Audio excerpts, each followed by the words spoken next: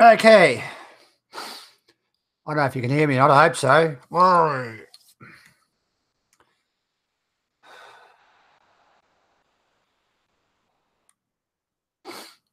Okay, I'll just get things happening here. Okay. Jonno's a bit late today. He'll be here in a second.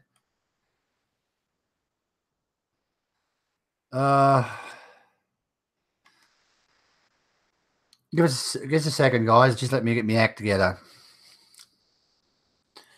Oh, what am I going to do? Oh, yes. Okay.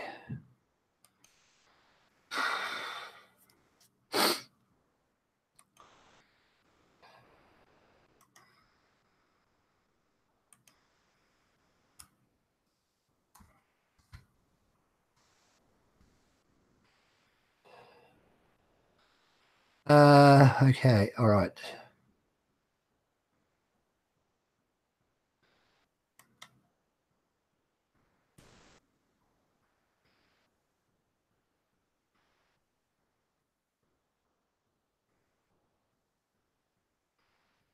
Oh, okay.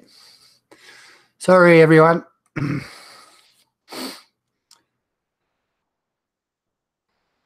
Live there, eh? Move. Sorry, everyone. Oh, we're all here. What? 1 second. Give me a minute. Pop out. Think I would have had all this ready, wouldn't you?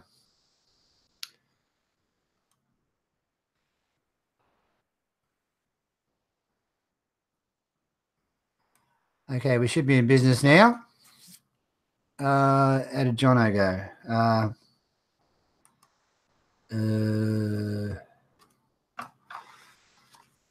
Oh.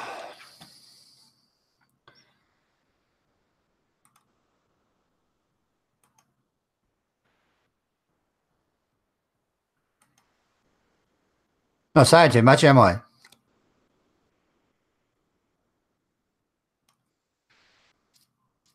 Okay, he's got all these links. He'll be here in a second. Yes, hope he rings a note from me. No, I better not say that. What do we got here? My True Bart, happy Australia Day. Yeah, same to you, mate. You Australia Day today, are you, my two Bart? Yeah. Play spot the Aussie, eh? Peter Knob. Kolb, sorry, Peter Kolb. Peter Knob, that's not nice. G'day, mate. Johnny Rotten, g'day, mate. Big Mike. Hey, Big Mike. Okay, thank you. Welcome, Big Mike. Stan Campbell, g'day. Johnny Rotten, blah, blah, blah, blah, blah. Okay, that's that. Justin living the Thai life. G'day, Justin. How you going? You at work at the moment, are you, mate? Justin, are you at work? Robert Groves, g'day, mate. How you going? Oh. Jonno's probably brushing his teeth or something. He's getting ready.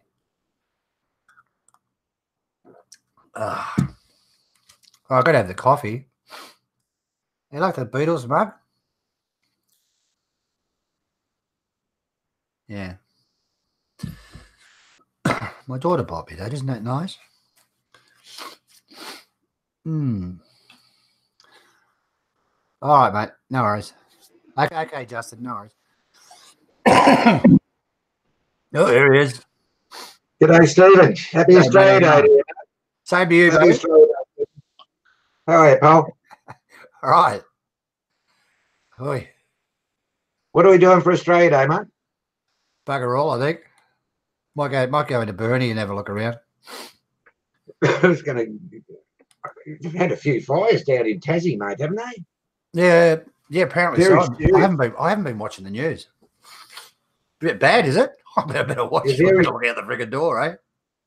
Very serious. Very serious guys going on. Oh, that's it. Huh.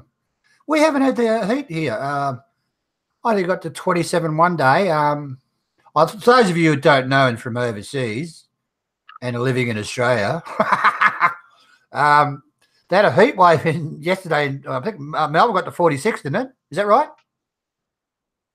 Is it 46? Was it 46? I think so. You got to 44.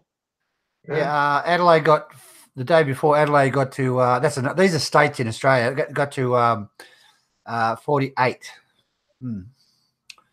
Good stuff. We missed 48. It all. Well, lucky for you. Yeah, record yesterday morning. I got up early. I was up at 5 o'clock yesterday morning, and I looked at the weather on the phone. It was 33 degrees at 5 a.m. Yeah, I know. They actually said something about that. Oh, it was 33. I said it was 32. Something like a record it was. It was either you or Melbourne or Adelaide. Anyway. Adelaide got records. Sure, I'm not sure. I think Melbourne was 45. I don't know if it got that high into Melbourne, but it was certainly warm. And plenty of cold ones went down yesterday afternoon, I can guarantee you. Yeah. I'm feeling it a bit this morning. Yes. Oh, Justin's 1 degree here in 1 degree there in London, yeah? Oh, nice one. Don't need to turn your fridge on, Justin. 1 degree. Oh, jeepers. What's happening in Thailand? We don't get too many hot ones, really, over 40, in Melbourne a year. Yeah. Might be half a dozen days a year, it's over 40, so we really shouldn't complain. Oh, I remember one time years and years ago, Jonno, probably over 10 years ago, it was bloody, the whole week was over 40. Wow, was it cooking? Remember that? Years and years ago it was. Everything was just burning. Oh, look, the weather's changed since we were kids. You get protracted heat for weeks on end in the summer and when we were kids. And winter, I just wouldn't want rain for one day. It would rain for 3 weeks solid, 4 weeks solid in the winter. It wouldn't stop raining. When we were kids. But I certainly noticed a change in the weather. That's for sure. Yeah. Hey, Johnny Rotten, how are you, mate? G'day, Johnny. You up and about, are you, mate? Oh, my idiot. Johnny, send us a thing on Facebook. I'll give you a link to come on if you like. Oh, I set the alarm this morning. I didn't go to bed this morning till about, it must have been about 3:30. It's just all my friends are on Thai time, and you used to, after all those years of speaking to people, on Thai time, and yeah, well, never mind. That's all right, mate. That's all right. Yeah, I enjoy it. A little bit of gas bag, a little bit of gossip. Yeah. Matty Stevens reckons it was 65 in New York City yesterday, 45 today, Fahrenheit.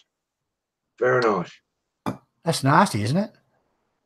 Oh, well, what's that? That's I can't remember. What's a degree? Hey? What? 4 or 5 degrees or something, isn't that? Oh, I can't remember. Shit. I can't remember. Yeah, something like that. Yeah, that's low, isn't it? Yeah. Yes, yes. Well, close to freezing. You know, very chilly.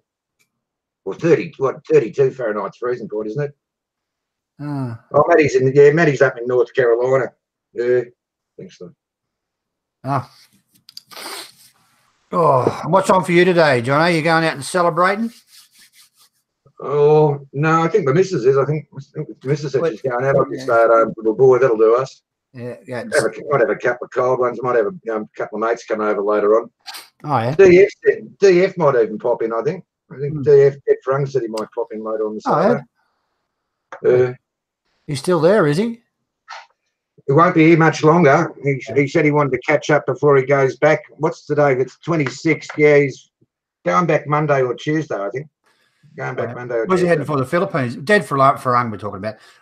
He's heading for the Philippines or something, isn't he? Did you say that the other day? Yes, he's going to he's going to give the Philippines a bit of a bashing like he does to Thailand.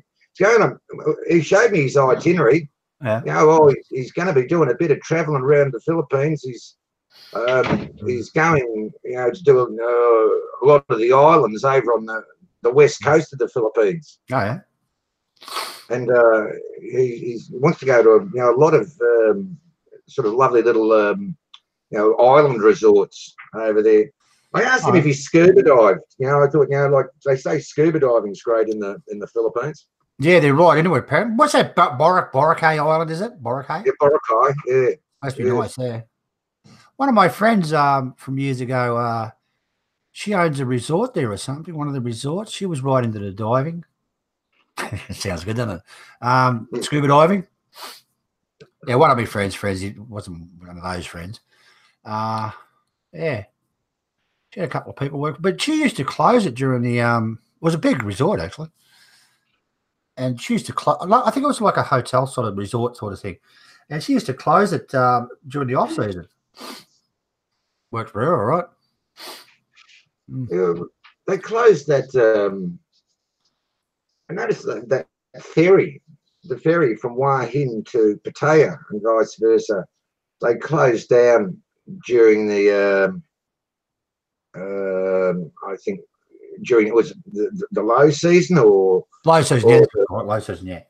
They closed it down because it wasn't profitable, and I think the tourist authority complained, saying, "Well, if you're going to maintain the service, maintain it every day of the year, not just when you want to." But I don't know what happened out of that. Like that. How much was that? How much was it to go across? Did you look? 1,500 baht, wasn't it? Oh, Jesus. 1,500 baht. Well, it's about 1,500 baht return from Suvarnabhumi Airport. I think something like that. Yeah, well, yeah. Don't think so. Why would you want to go? I don't know. Whatever. Good idea. And how long does that take to get across, Jonno? Can you remember? It's a couple of hours, isn't it? An hour and a half, couple of hours to get across. I read all this months ago. I've got the memory I used to have months ago. Go on. No, it's just I don't think I'd do it. I think it was. Oh, anybody know out there how long this ferry takes to get across? Is it a couple of hours or 3 hours? I don't think it's 3 hours. I read all about it. Just driving in 3 hours, wouldn't you? From Pattaya. Not quite. Hang on. 3 or 4 hours. Yeah. From Pattaya. No, that's a long drive, mate. That's you're looking at what I think it's an hour and a half to Bangkok, and get through Bangkok will take 30 minutes, I guess, mate, if on a good day. What about my missus? That'd be about a 5-hour trip, probably. Yeah, go on, mate. What about my missus? We're going over in May, and we've got to go up and see her family up in Siam in Kampan Pet. Yeah. And she wants to go from Kampan Pet to Ranong. In the same. Yeah. Oh, like, oh my God, you're kidding, aren't you? I'm not doing. It's 600 kilometres something. The train doesn't even go there. Oh, that's a car job. You've got to catch the train to Chompong, and then the bus. Hey, Pete Cole's with us. Oh, Peter Cole. Thailand vlogging scene is hotting up. Handbags at 20 paces. What is it? Malone blocked everyone left, right, and centre. Soon we'll have no subs in his channel. Oh, really? I didn't see all that. Wow. I just got the bill from Scott Mellon the other day. His quarterly subscription. I paid that $50. Oh, okay. He's the only YouTube vlogger I actually donate to. Oh, okay. Is Mellon. I've learned a lot from Scott Mellon. A lot in doing. But I never see quite a cluey guy. I don't seem to be able to catch him now. Always out of the house when he's on, or over at my mum's place or something. I haven't been able to catch him in months and months and months. Yeah. What have they had a big brawl over there or something? Have they? Hey? They had a big brawl or something over on must have been his live stream or something. To be honest, I really don't know. Might have to watch the replay. Well, what Scott does, he puts up his live show. He does it live, and then he pulls it down, and I think he puts it back, like a week or two later. Not sure what his reasoning is for that, but each of their own. His channel, his rules. Yeah, you can. It's difficult with YouTube. If you can edit your live stream, but what it does is it takes away your chat, right? So you can't have your chat on it. But what you could possibly do if you're really keen is use a video grabber and grab the whole lot of it, and something like that.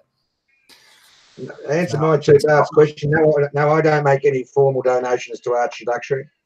I don't send Archie, donations or. Oh, look, I've donated money on a live stream to him, a couple of live streams. Flicked $100 or something at Christmas or. Hey, we're live now. Yeah.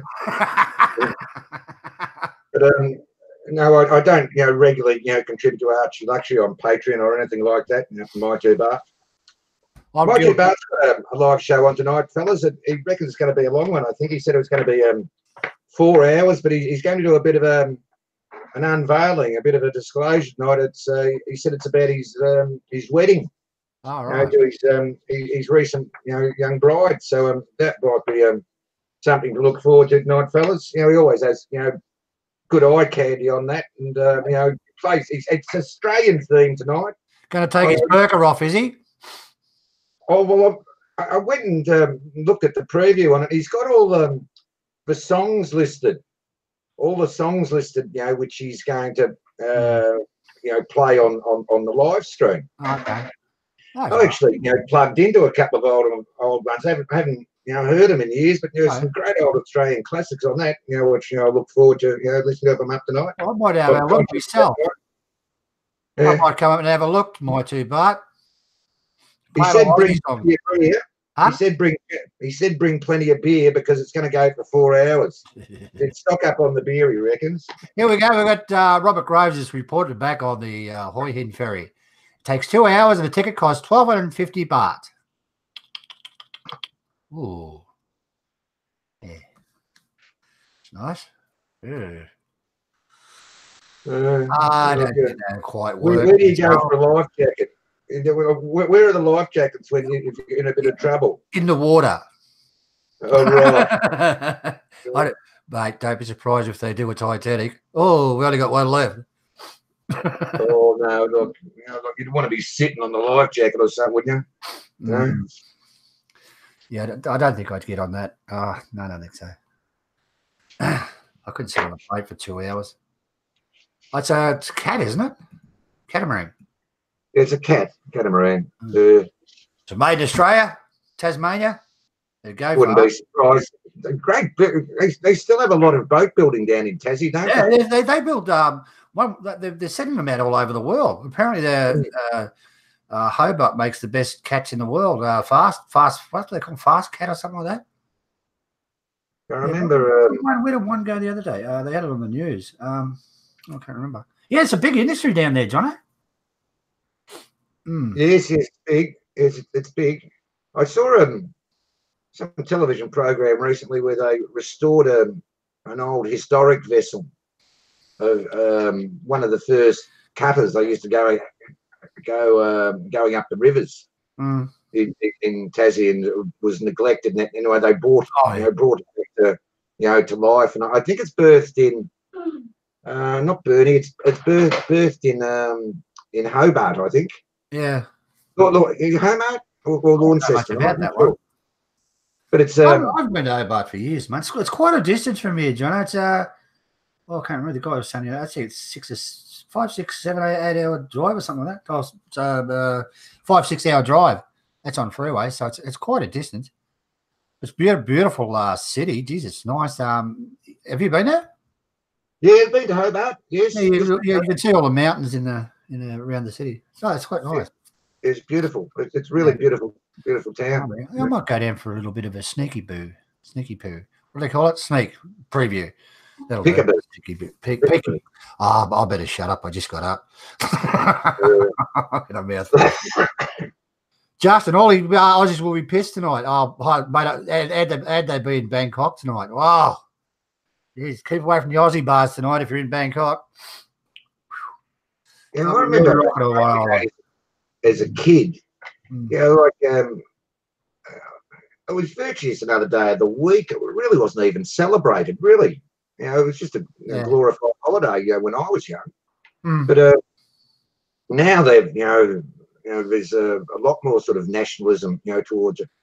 Guess who won the Australian of the Year, Stephen? No, I didn't hear who won. The two blokes, those two divers who went in the Thai kids. Oh, well, yeah, they had that all over the news. No, they didn't actually say. Really? Yeah. What about that? I said a bit of it. And the doctor that went to Shanghai, what was his? He got mentioned or something, didn't he? The doctor and the two divers. Was that correct? Yeah. Well, one of the divers was an anaesthetist. He's a doctor. He's okay. Well, that's probably it. Yeah. Oh. And he's the bloke who drugged the kids. Right. And sort of sedated them before they brought them out of the tunnel. But good luck to him. You can't should have a gold watch as big as a frying pan given to him. Great men. They've done a terrific job, mate. Seriously, the whole world did. I mean, look at what the English did. I think the English actually got them out, didn't they, with all their diving experience? And you got the Aussies down there with their mining experience because our mines collapse a lot. They're all experienced there. Oh, they were very humble about it. They said, "Look, thanks very much for this lovely gesture," but they weren't the only ones. They were just part of a large team. But he stressed. I think that the doctor himself. He stressed. They just can't take sole credit for it. There's a massive team. The whole world was behind them, mate. All over the world. Do you know the Thais offered them? I don't know who was involved. The Thais offered them citizenship, which is very rare in Thailand. They gave them all citizenship, so they can go in and out of Thailand anytime they like. They got permanent. Is that right? Am I getting it right there? Did you read about that? I don't know about citizenship. I know they were presented with a very high distinction from the king. Yeah, the king gave them a very high. Key to the city or something. Oh no, it's Order of the Order of the White Elephant. I think a very high distinction. That they got. And that to be handed out to a Westerner. That was a great honour, and from the King of Thailand. So they're certainly held in respect. I mean, the whole world got behind that, I think, up there in Shanghai. Yeah. Strangely enough, when that happened, and they found the kids, I think it was after the second or third day. In my heart of hearts, I knew that those kids are going to be safe for some reason. I thought, there's too much goodness and too much good karma going in there for anything to go wrong. And they were patient. It took 13 days, didn't it? 13 days to get them out or something. The time they worked out all their strategies and everything. But good luck to them. A very humble gentleman, and they said that they'd like to try and promote their efforts throughout Australia through the year. One thing that happened all through that, Jonno, is they kicked the friggin' media out, right? Because, they were reporting, there's one, they were just making up stories. And then the families were watching this on TV. I think they reported one dead or something like that, or some shit like that. So the government went and said, get out the lot ears. And, they couldn't land helicopters for some reason because there was drones flying everywhere. So all the drones were kicked out as well. Yeah, good. They had its good and its bad parts, but the media it was a media frenzy in there.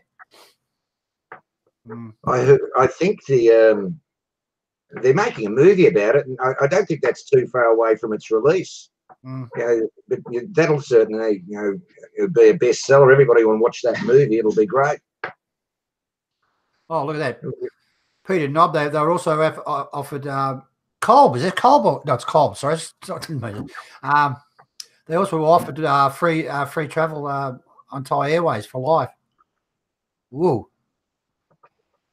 Well, very highly respected gentlemen in Thailand now. Good luck to them. Good on them. Yeah, it's a great effort. They actually had, after they were presented their awards by the Prime Minister last night, they actually had the Thai kids, the 12 Thai kids on, and their coach. Wow. And they all got up in English and thanked him. Oh, look, we'll do one tomorrow, Jonno. I was booked it in for about 2, I think. Well, I'll have a good look at that and get some footage and stuff like that, and we'll have a look at that tomorrow. Yeah, yes, Peter Cold. Elon Musk did make a bit of a back to front of himself, didn't he? Yeah. What's that? Oh, Peter Cold just said Elon Musk, made a back to front of himself. That I think it was it was a British gentleman. He found the boys first, didn't he? Yeah. And Elon Musk started throwing a bit of shit at him apparently. Yeah. He retracted his statement. Yeah. Musk, that's he owns that Tesla, doesn't he? Is that Mike? Oh, he's a multi, isn't he? Multi-square. It's Tesla, or maybe a Tesla or something. Maybe I got it wrong. Watch out, duck for cover. Ray's on. Oh, look at Ray, the troublemaker's here. On the troublemakers here. Watch out. Watch out. He's off to Thailand now, I think, next week. Right? Yeah. Larry. Just joined us. G'day, Aussie Yobbo. Happy Australia Day, mate. Happy Australia Day to you. Just said, where are we?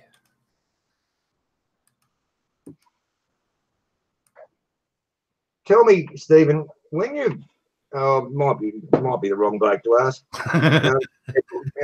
Booking accommodation, when you're going to Thailand, is it? Everyone can do it quite easily. On the internet nowadays, you just go to booking.com or Trivago or one of those sites, and it's very easy to do. There's no drama. But is it best to book, closer to your stay or at a distance? Like it's best to book in 3 months out or 3 weeks. No. Look, we would arrive and say, well, in Pattaya, we would book it an hour before we got there, half an hour. And when we did the long travels, like traveling up into Thailand and stuff, 30 minutes ahead and booked it. If they're full up or whatever, just go to the next city or whatever.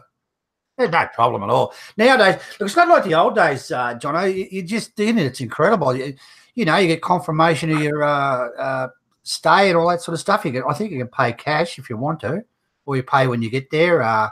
If it's not up to scratch, you can cancel it. The hardest thing to find. Look, I don't like a super soft mattress. I don't think anybody does. But the problem with booking hotels in Thailand is the mattress. Oh, some of them are like rocks, mate. They're just a slab of cement. That was the problem I found with bookings and stuff, because you'd always ask them, "Oh, have you got is the bed soft?" Yeah, you get there, it's as hard as anything. But no, we never, very rarely booked anything at all. Just made it up as we go along, because, if you're traveling out of Bangkok for me, some of the hotels you can book, they're not very nice, and with using that bookings.com or whatever, you can go and actually make sure you don't break back on the bed, and you can look at the condition of it. But hotels are fine in Thailand, except for the beds. But you get great value for money. Great value for money. I booked this joint the other day for 7 nights. Oh, well, you've got a young bloke with you. That's a different kettle of fish, mate. I would book ahead with that one, yeah. But what'd you get? 7 nights? What? Yeah, we've got 7 nights for $501 at this joint I'm staying at, and I thought, oh, yeah, it looks all right. I'll take the punt, and book in for a second week towards the end of the trip. Well, I couldn't even, for 6 nights I couldn't get the same rate. Anyway, I was looking around, at all the sites. So I rang up the hotel, and I asked, can you match this rate? She said, oh no, due to availability, the rates have to go up at that time. And I thought, well, what's the problem with availability? What is a holiday in Thailand, or what's going on? But I really couldn't. I can't match the initial rate I got, for a week for $500. Well, I think I paid. Jonno, that's also the benefit of booking it ahead. You can get away with that. I mean, lots of times that's happened to me too. I booked. When I went to the patio, we went to John Tam. I can't remember the name of the hotel. I think we booked it a couple of days in advance, and when I got there, I wanted to extend it or whatever. I can't remember. Maybe I checked out and checked back in again. I can't remember. They put $300 or $400 on top of that, which is $10 or $15. But okay, fair enough. But that happens a lot. And a lot of them, if you go and walking off the street and try and get a hotel, they'll charge you more than bookings.com. So, I can't believe this place I've booked. It's a big room, 97 square meters, which is about 3 times larger than normal, a normal hotel room. Yeah. And it was 73. Well, 7 days was $501, $73 a day. Good as gold, mate. That's cheap as chips, isn't it? Oh, look at this filthy Ray. He wants to use take a black light with you to check the beds. Oh, yeah. You don't want to do that.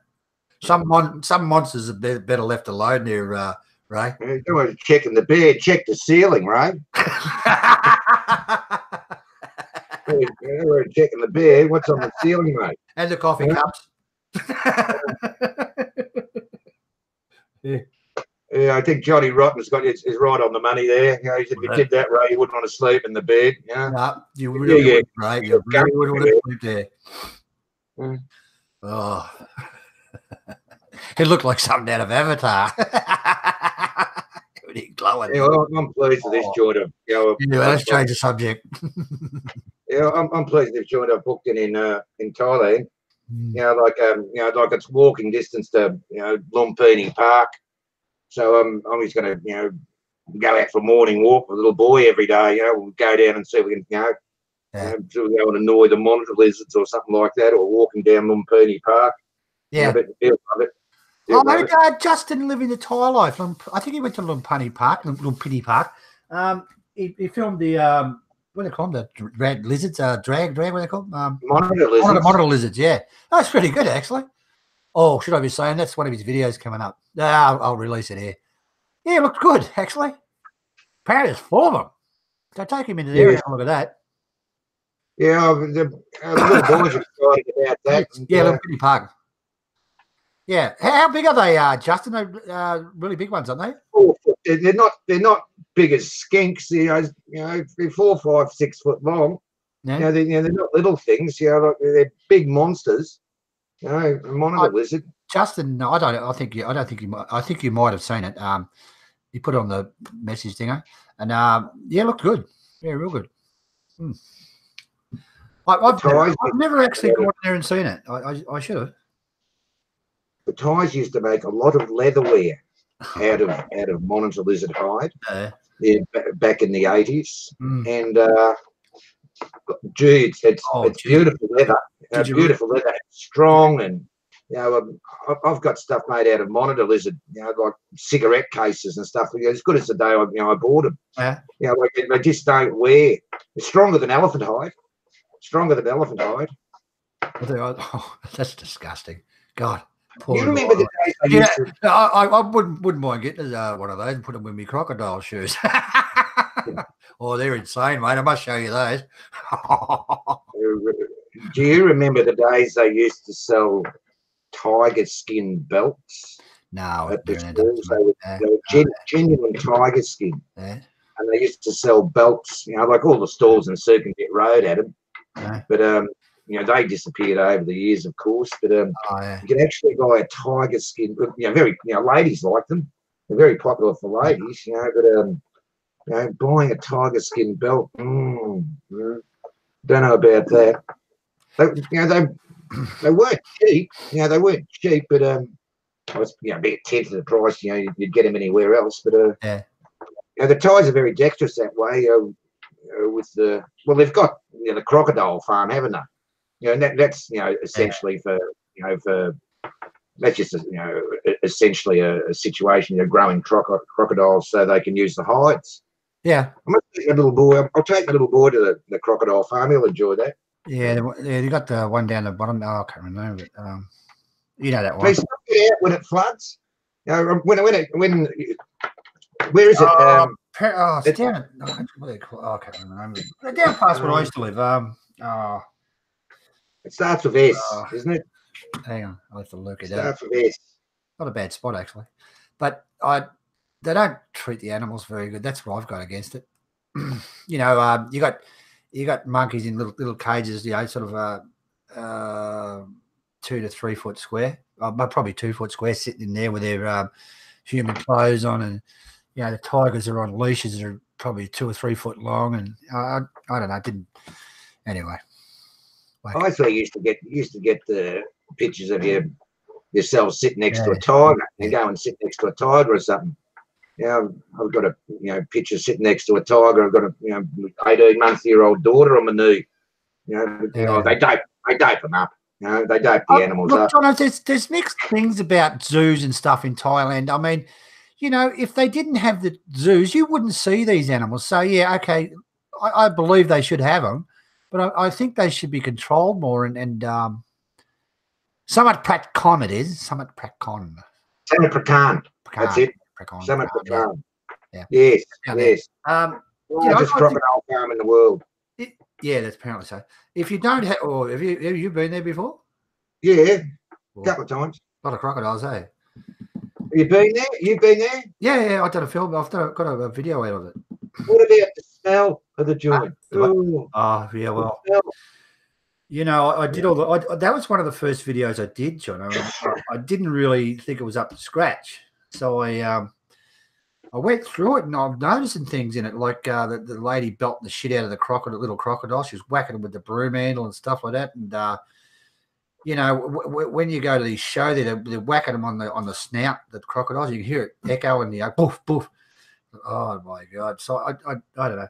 And yeah, the smell. There was one crocodile. He was a big one. Honestly, it was the stagnant water smell. I don't know if you know it. Rotten smell. And I mean, the water was bright green. It's how yes. There's shit growing all over the crocodile, like algae stuck to its skin, and I don't know. I don't know. I didn't. There was probably a week-old chook in there. Oh, yeah. You see them feeding them. Oh, yeah. Oh, do they go berserk when it's feeding time? One thing that crocodiles will live in slime, but I don't think to that degree.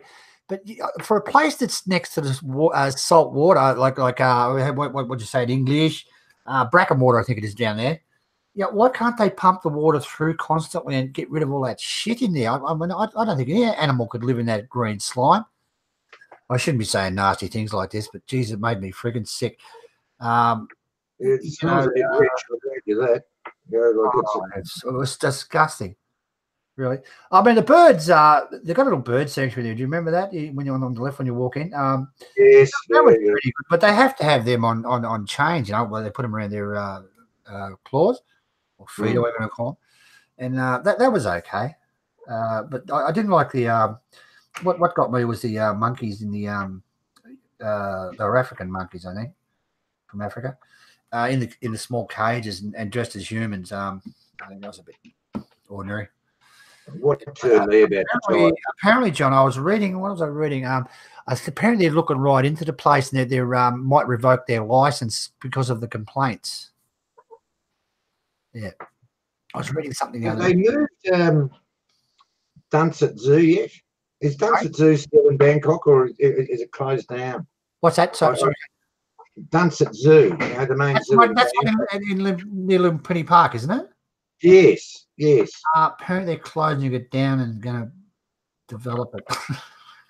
Maybe whack a few. Country. I think it's already closed, and they started doing their thing to it. And I've never been to that one. I was talking to Mel about it a while back there, and she said it was fantastic. It's a very old zoo, and yeah, well. That was the first place I ever saw a rhino. Yeah. Like, I've been to plenty of zoos in Australia. I've never seen a rhinoceros in Australia.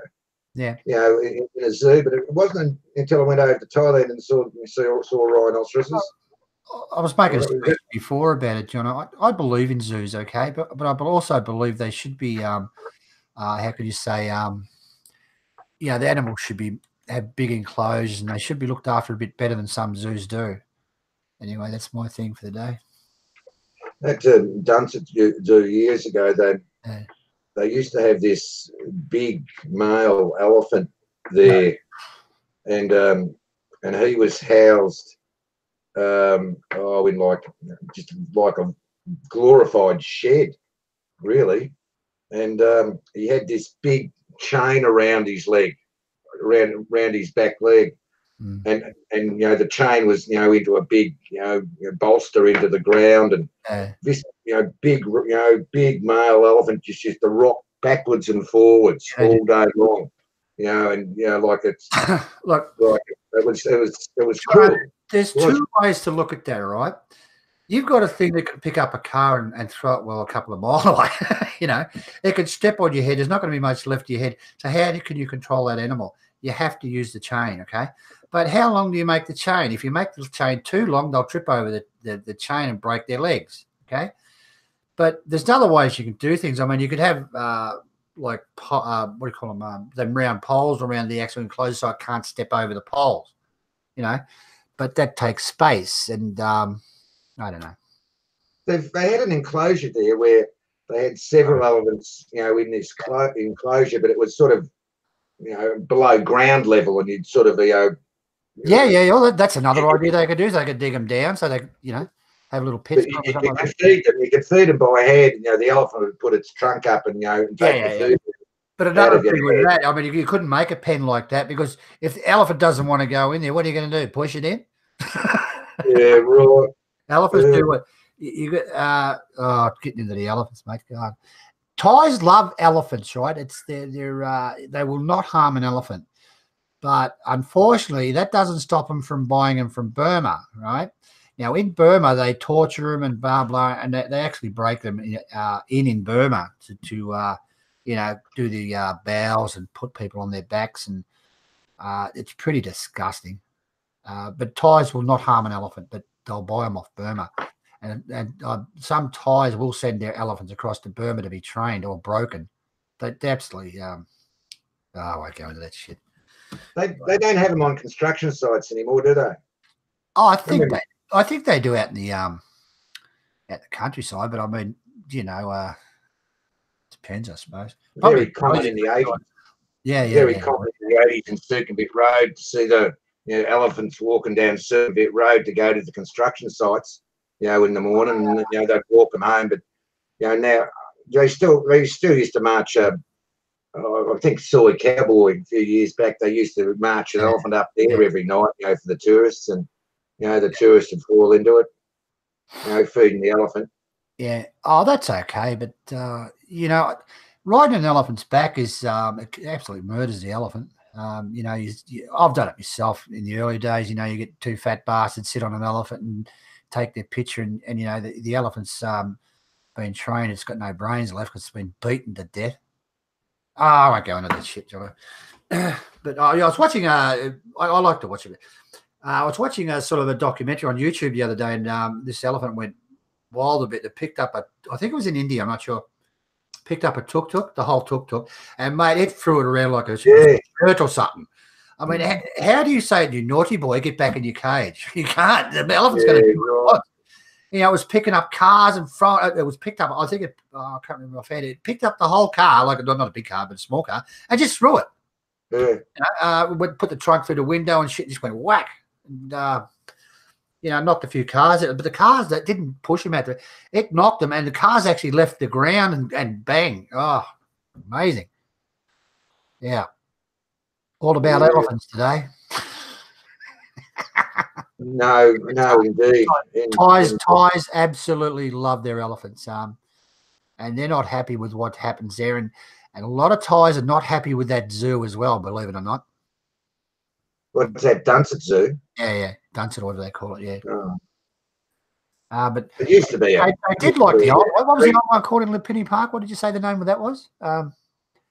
Dunsett Zoo. Oh, Dunsett. Yeah, they loved Dunsett Zoo because Dunsett Zoo was the showcase of Bangkok. You know, it was. I believe I never went there.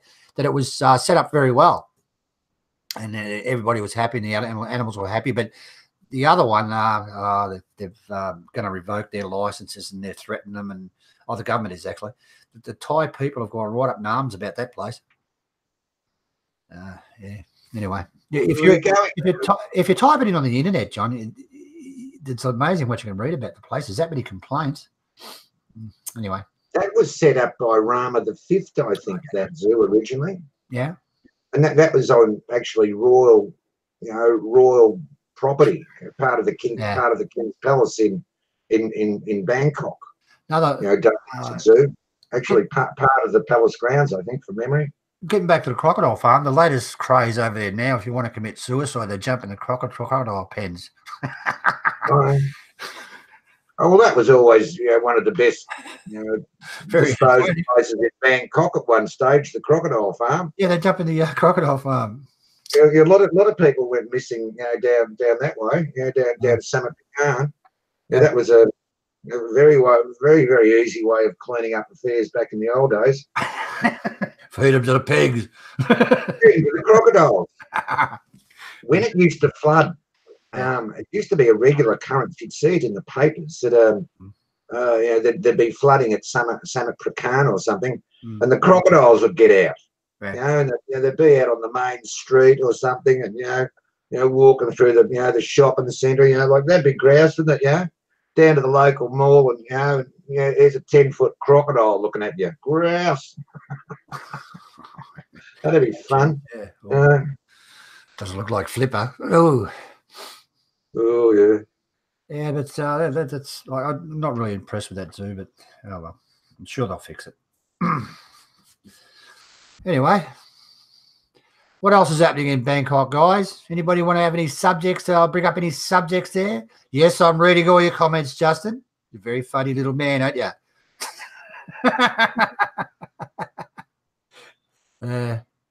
What do we got up there?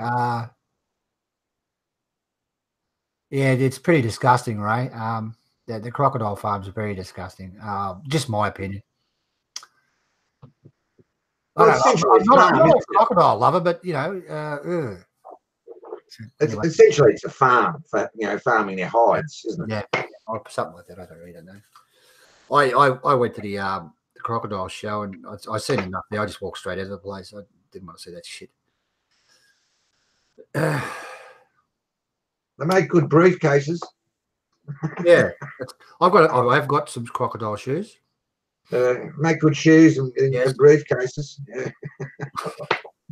No, I don't like that. But, I don't like them seeing it whacked over the head and stuff. Anyway, where is Warren? Oh, Justin, where's Warren? Warren doesn't get out of bed till about 10 or 11. Make a name of a good book. Where's Wazza? Yeah. Where's Wazza? That's a good name. Where's Wazza? Where's Wazza? Yeah.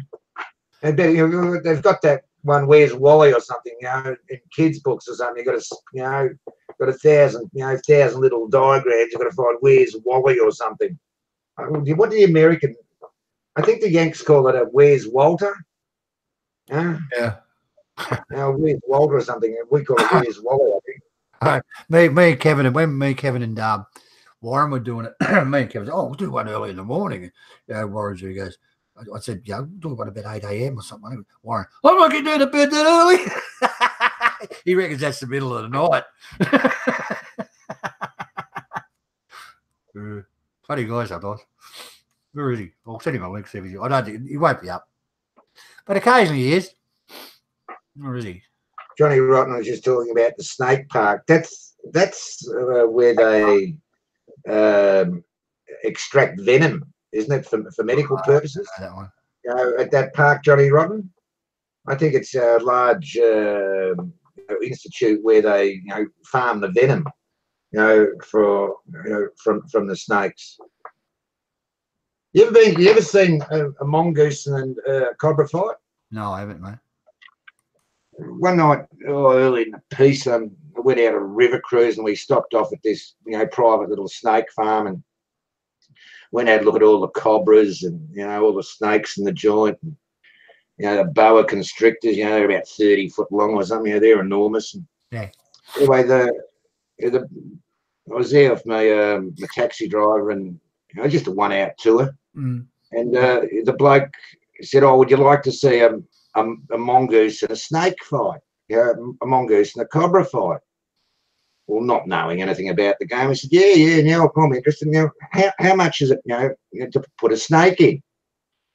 And he said, 100 baht. I said, oh, right. I said, there's 500. Throw 5 in, will you? Yeah.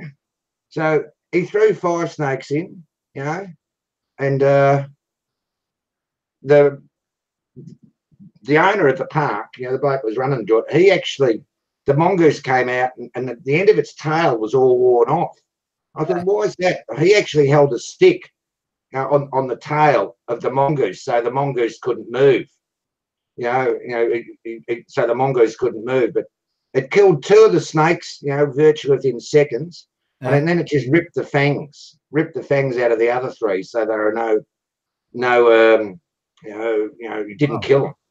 What? But just the fangs will grow back. Yeah. The fangs will grow back. I went up to shops when I was living in Bangkok. We're in the centre of Bangkok, right? Me and Mel, virtually. And I went up the road there and come back. Here's a bloody what do you call it? A snake and a cat having it out. Oh, this is a bit interesting. One time I left the camera. I always take my camera with you, mate. One time I left the camera at home. And you should have seen him going for it, mate. I think it was a wild cat, probably not domestic.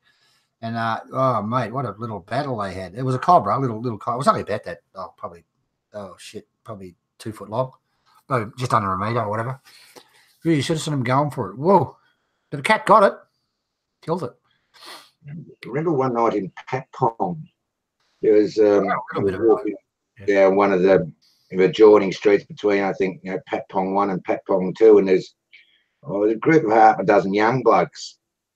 They're blokes in their late teens, I guess they were, and they had this little box there, and as the Farungs would walk by, they'd open up the box, and inside the box was this green snake, green and yellow tree snake. Oh yeah, nice it scared the living daylights out of people.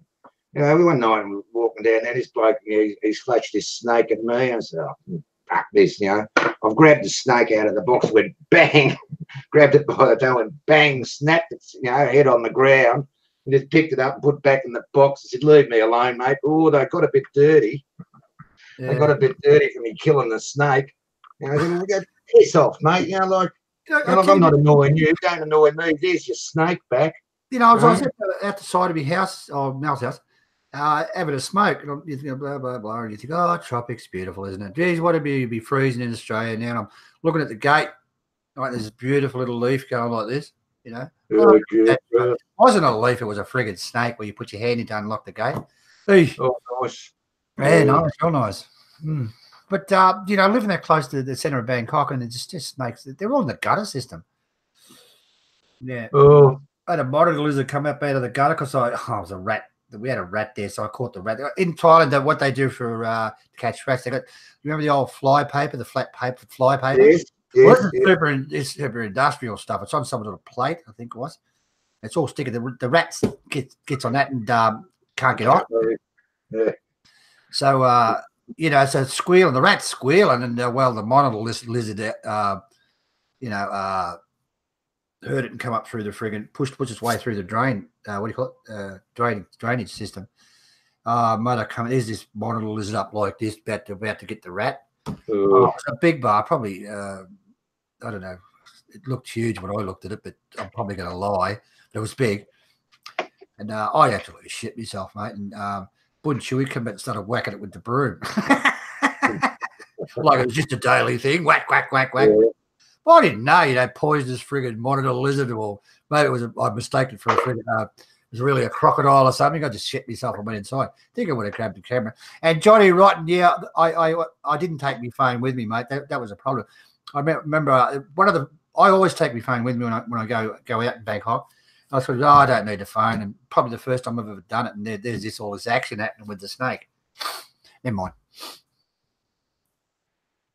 I'll see you, Justin. See you later, mate. We'll be on again tomorrow, mate, in the afternoon, I think. Yeah, thank you, Justin. Take care, mate. Take care.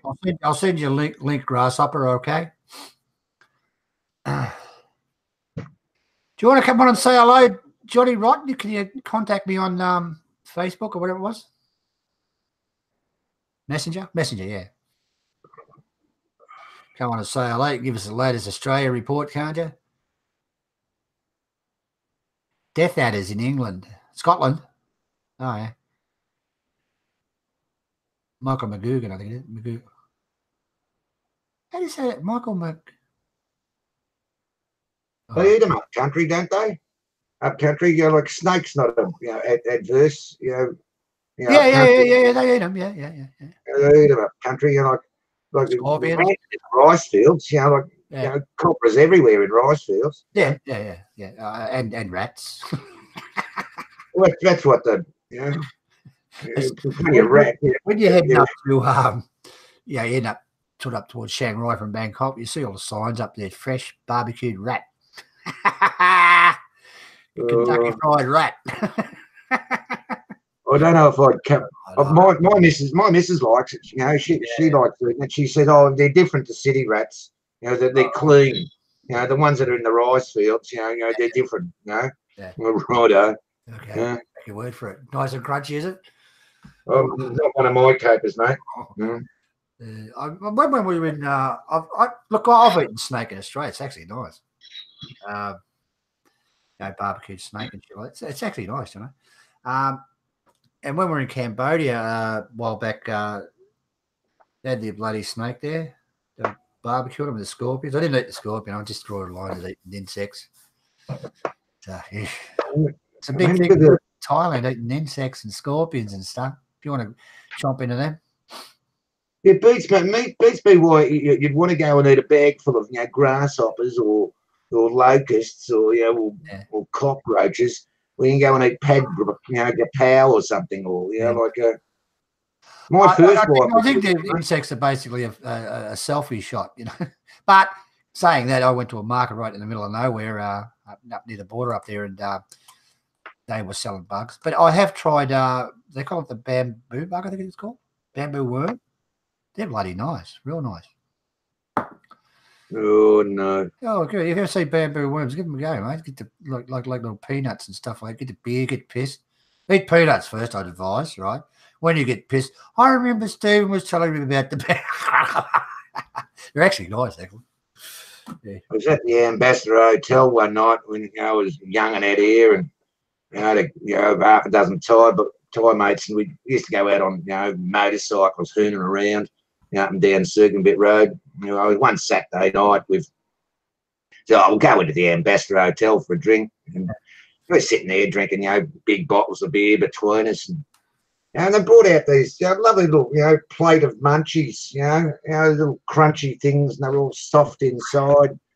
Anyway, we've got through about, I think, 5 or 6 plates of this stuff, you know, with our, drink with our beer, and oh gee, they were delicious, and, you know, and having a beer, and I said, you know, what are we eating here? You know, what are these little crunchy things we're eating? You know? And they said frog. Oh.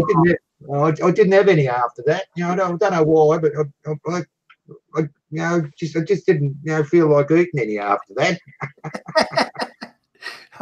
I've had frog before. In Melbourne, next opposite the market. There used to be a Melbourne market. There used to be a French restaurant there. Oh, that's a weird thing. Those bloody God. The day the previous king died, when Rama the Ninth died, the day after, I went to I waited outside Wat Prakau for the day for his body, to be interred at Wat Prakau. And after that, I rang up my missus and said, "Oh, I'm coming home now. I'll get there when I get there." And she said, "Oh, get me some food. Can you bring some pad grapau gulp? Some pad grapau frog, home for me." I said, "What? Yeah, all right, okay." So I rang up my mate, my taxi driver, and he picked me up and he said, "Oh, look, my missus, she wants some pad grapau frog." So no worries. So we've gone down to one joint and he's parked the car and he's gone in. He said, "Oh no, they're all sold out." We had to go to about 3 or 4 places before we found it. Yeah. Anyway, we eventually got it. She was wrapped when we got back to the hotel. I was burnt at the crisp. She sat there and ate the frog. I went to bed, had a shower, went to bed. I was bright red, sitting in the sun all day. Yeah, but I just rather not come it. Why would you want to eat frog when you can eat rump steak or eat steak over there? Beats me. Yeah. Andy B, have you ever tried bat or squirrel? No, not me. No. No. Yeah. No. It's about a weird thing. I like eel. Have you tried eel? Eel's nice. Oh, I like how the Japanese do it. The Japanese style. That's beautiful. That's a delicacy. Always order that when I go to a Jap restaurant. I enjoy it. I better not say that. I'll get red flagged. I know where you're going with that one. There you go in there. Back up the truck. Back up the truck. Yeah. Yep. No problem. Okay. Made our meal for the day. Yeah. What song we got, Stephen? Oh, been on for an hour already. Jesus. Yeah. Very good. Jeez. Oh, I'll fold it up shortly. We'll do the big one tomorrow. I've got my act together today. I got them all ready, all the reviews. We're up for the review. For the reviews, very good, very good. Yeah, we did a bit of homework, did you? Yeah, I got it all set up for tomorrow. It'll all come on nice, and I'm going to add sound to it this time, so that'll be good. I like the format which some YouTube creators are doing at the moment. Like my two Bart is one that does it. He puts on his musical intro, and he's got music and pictures and in the background. Different way of doing things. It's quite amusing, as opposed to sitting there and listen to people talk all the time. But a very entertaining way and a great way to involve the audience. Great way. What I do, well, I haven't done it actually. What I was doing was I was changing the film on mine. I've got one. I don't know how long that goes for. And I was just changing a few things in it so it doesn't get monotonous. And that's what I reckon a lot of them should do, that. Just change a little bit every month or something. And just keep your same theme and everything and keep them around 15, 20 seconds with the intros. That's what I think anyway. But yeah, there was a discussion going on about that on the forum. One guy said, 11 seconds and blah, blah. Now, these 11 seconds are told by, people that have got 1 million subscribers and 2 million subscribers. They're saying, they don't need to advertise their channel. So they're saying 11 seconds. Now, let's go back to Thailand. We haven't got that amount of subscribers. So we have to really push the subject. Okay. So we can't fold that into 11 seconds or 9 seconds. I reckon the sweet spot for us guys is about 20 seconds, Because do you understand what I'm saying, Jonno? They're saying, they need a couple of seconds, you need 5 seconds, 6 seconds. They've got millions of subscribers. They don't want to look at an intro. So, that's what I was trying to say to some guys. You know, you need probably 15, 20 seconds of an intro because you're not famous, you know, and you've got to push your channel. And how much can you push your channel in 5 or 6 seconds, you know? Anyway, that's my view on that. But yeah, there's some good intros coming up. What I like is his theme song. His start is kev-in-thailand. He's have you heard his one? That patio one? That's nice. That done good. It's a good one, that one. Johnny Rotten, smoking eels are nice but hard to light. Hard to light, yeah. Hey, funny bugger. Hey, funny bugger, Johnny Rotten. Yeah.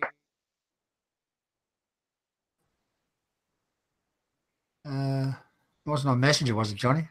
Must have emailed me, did you? Yeah. Never mind. Anything else happening, guys?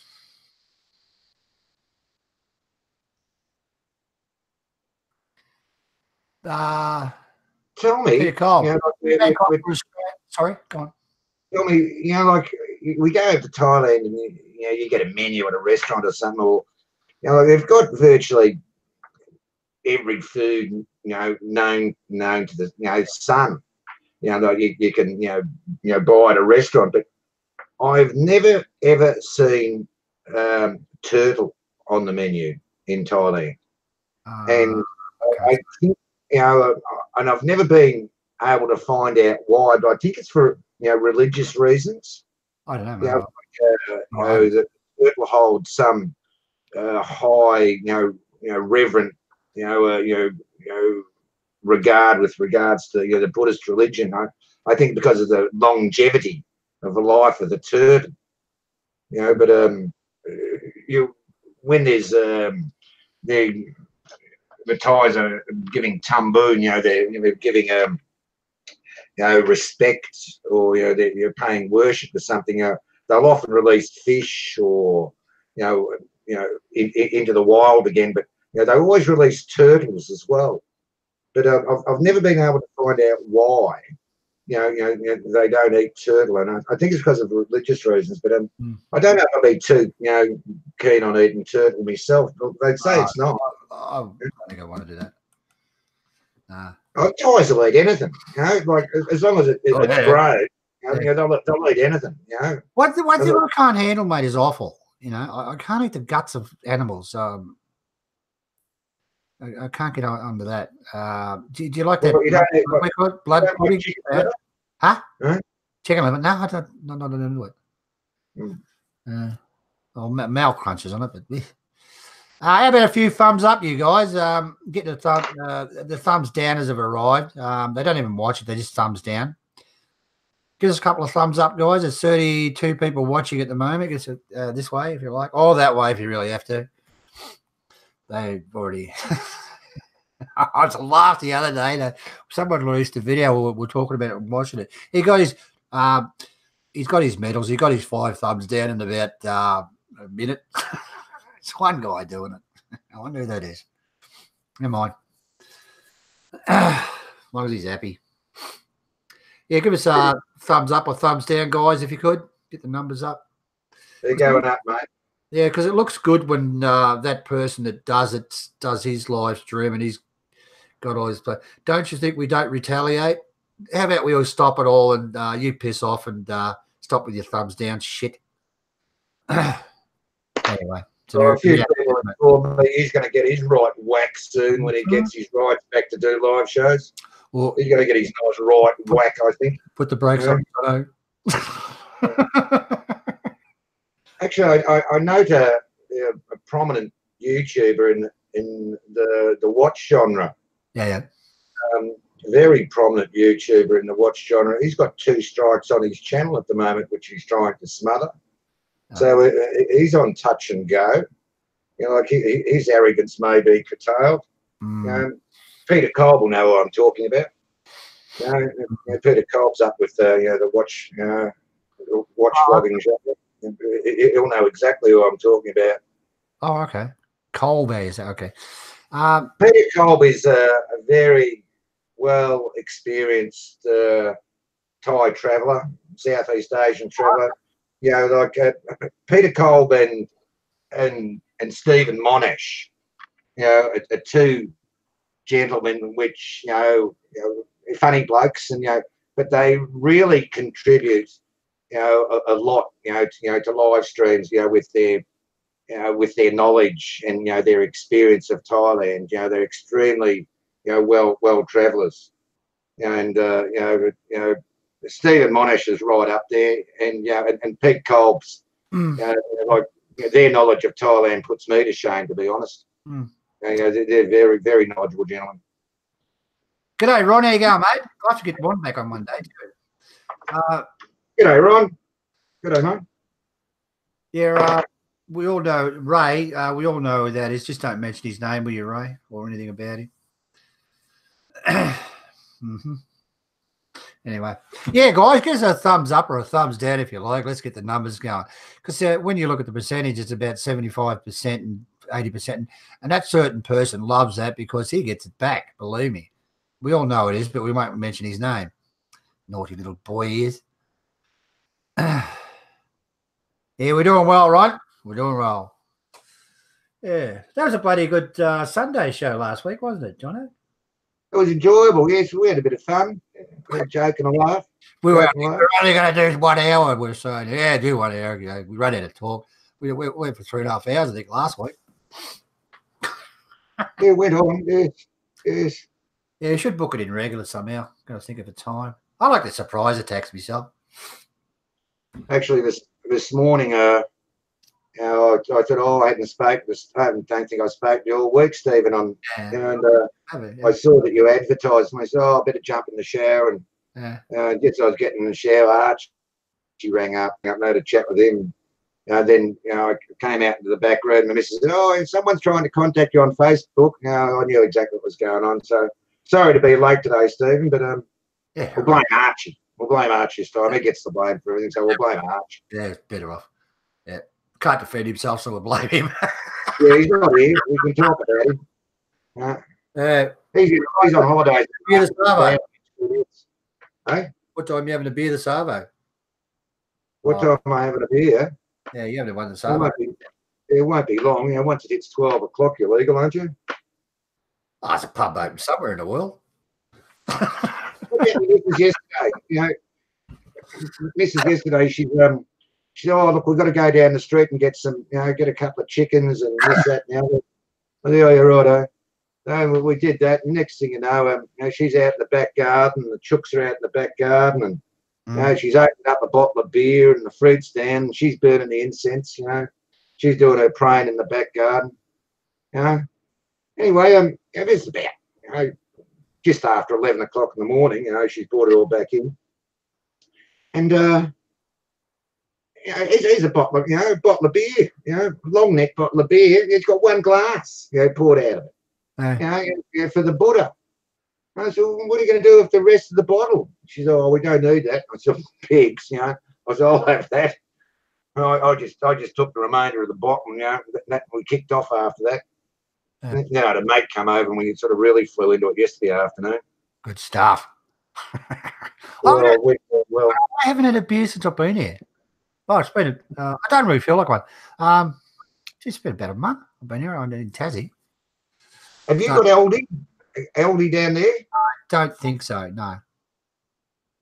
Oh, you see if you can chase it down, mate. You get it's Leo, isn't it? Leo beer. You get at Aldi. I think it's $36 a slab. Yeah. You made telling you yesterday. Peter Cole, where do you go to in Bangkok on Australia Day? I think he's asking there. Australia Bar in Patpong. I didn't really go out that much. Oh, yeah, Australia Bar in Patpong. And when I did, I think I went to one or two. I went down to the I guess Aussie bar or something, Aussie barbecue or something. Down in Kangaroo Bar, I mean. Across the road from Kangaroo. Kangaroo Bar. I went there. There's an Aussie bar. Went there. Had a bit of a cry. That's it. Got pissed and left. Cry. Were you homesick or something? Yeah, sometimes you get that way, Jonno. I'm home. I want to go back to Bangkok. Oh, fair enough. I noticed your little bit of eye candy you put up this morning, Steve, or the other day. Oh, it's nonsense, mate. I did not put up eye candy at all. A little bit of clickbait. Should have seen my miss run into the room.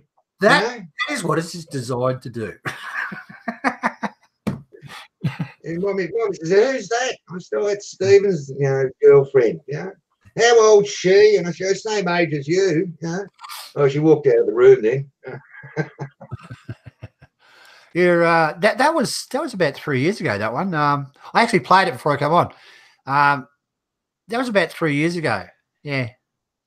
It was great. I had it on Patreon just for the Patreon viewers. I'm not clickbait, Stephen. Come on, it's clickbait. Stuff it, eh? So I thought stuff it. It only goes for a minute and a half, I think. I don't know. It's really good. Good old clickbait. I thought I wondered did Stephen tell her about this or not? Yeah, I showed it to her first. She goes, "What are you putting that up for?" Yeah, of course. Of course. She was all right with it. Yeah, but I've got a lot of that sort of stuff, but I'm not going to stick it up. No, I was just waiting. Jonno, I was going around looking at all this clickbait, and I thought, Jesus, got a hot looking chick on there in a bathers in a swimming pool, and they're talking about cars, and you got the hot chick rubbing a bum, and and they're going to the local market. I thought, oh, okay, let's go for a swim. Yeah. Say some of that comments. Nice clickbait. That. Yeah. Peter Kolb, the Kangaroo Bar and Pat Pong. Yeah. You go there, Peter, do you? Me and Jonno know that place well. I actually didn't know Jonno when I was going there. Wow. I did all the flags going up side there. I bought them back from Australia, got them from the post office. If you go into Australia Bar, you'll see all the flags up on the left. They're all from I actually asked the bloke who owns that joint, where did he get the flags from? They've been there. They've been there for years, Stephen. What, 5, 6 at least? More than that, Jonno. Whoa, at least. Shit, that would have been before 2000. Well, about 20 years ago. I don't know if it's still there. I've got no idea. I haven't been in. I asked Torres, where do you get his? He said, a very dear friend of him from Australia. Bought them. I said, oh, righto. I used to object to them using the Australian flag. Me mate I went with bought him the dirty suck, right? I said, what are you buying that for, you suck? Yeah, he actually lashed out. He bought all these flags. He bought little koala bears and stuff, and all from the post office. I had to get them before we got on the plane. Yeah, righto. No worries. Oh, you got road, the road signs, with kangaroos, next 5. I think I'm not sure. I think he might have got those little ones like that. I can't remember, mate. I think they were little ones. The yellow signs, they're all up there. You got all that sort of stuff. I didn't like the idea of, like they had a little coffee table in the corner of the room, which the girls used to sit down at in the corner. When you go up, and there's little coffee tables. Yeah. Yeah, as soon as you walk in, a little coffee table. And you used to have an Australian flag, hung over the table as a tablecloth. I thought, I don't know about that. Yeah. Anyway, I never passed comment, but I didn't like that idea too much. Oh. There's a good one. Yeah, I read it. Ting tong sorry. Yeah. About my turn to do clickbait, I think. Go to a car one next. Next, I'm working on a car one now. I might put clickbait on that too. Way to sell, way to go. Nothing to do with the video.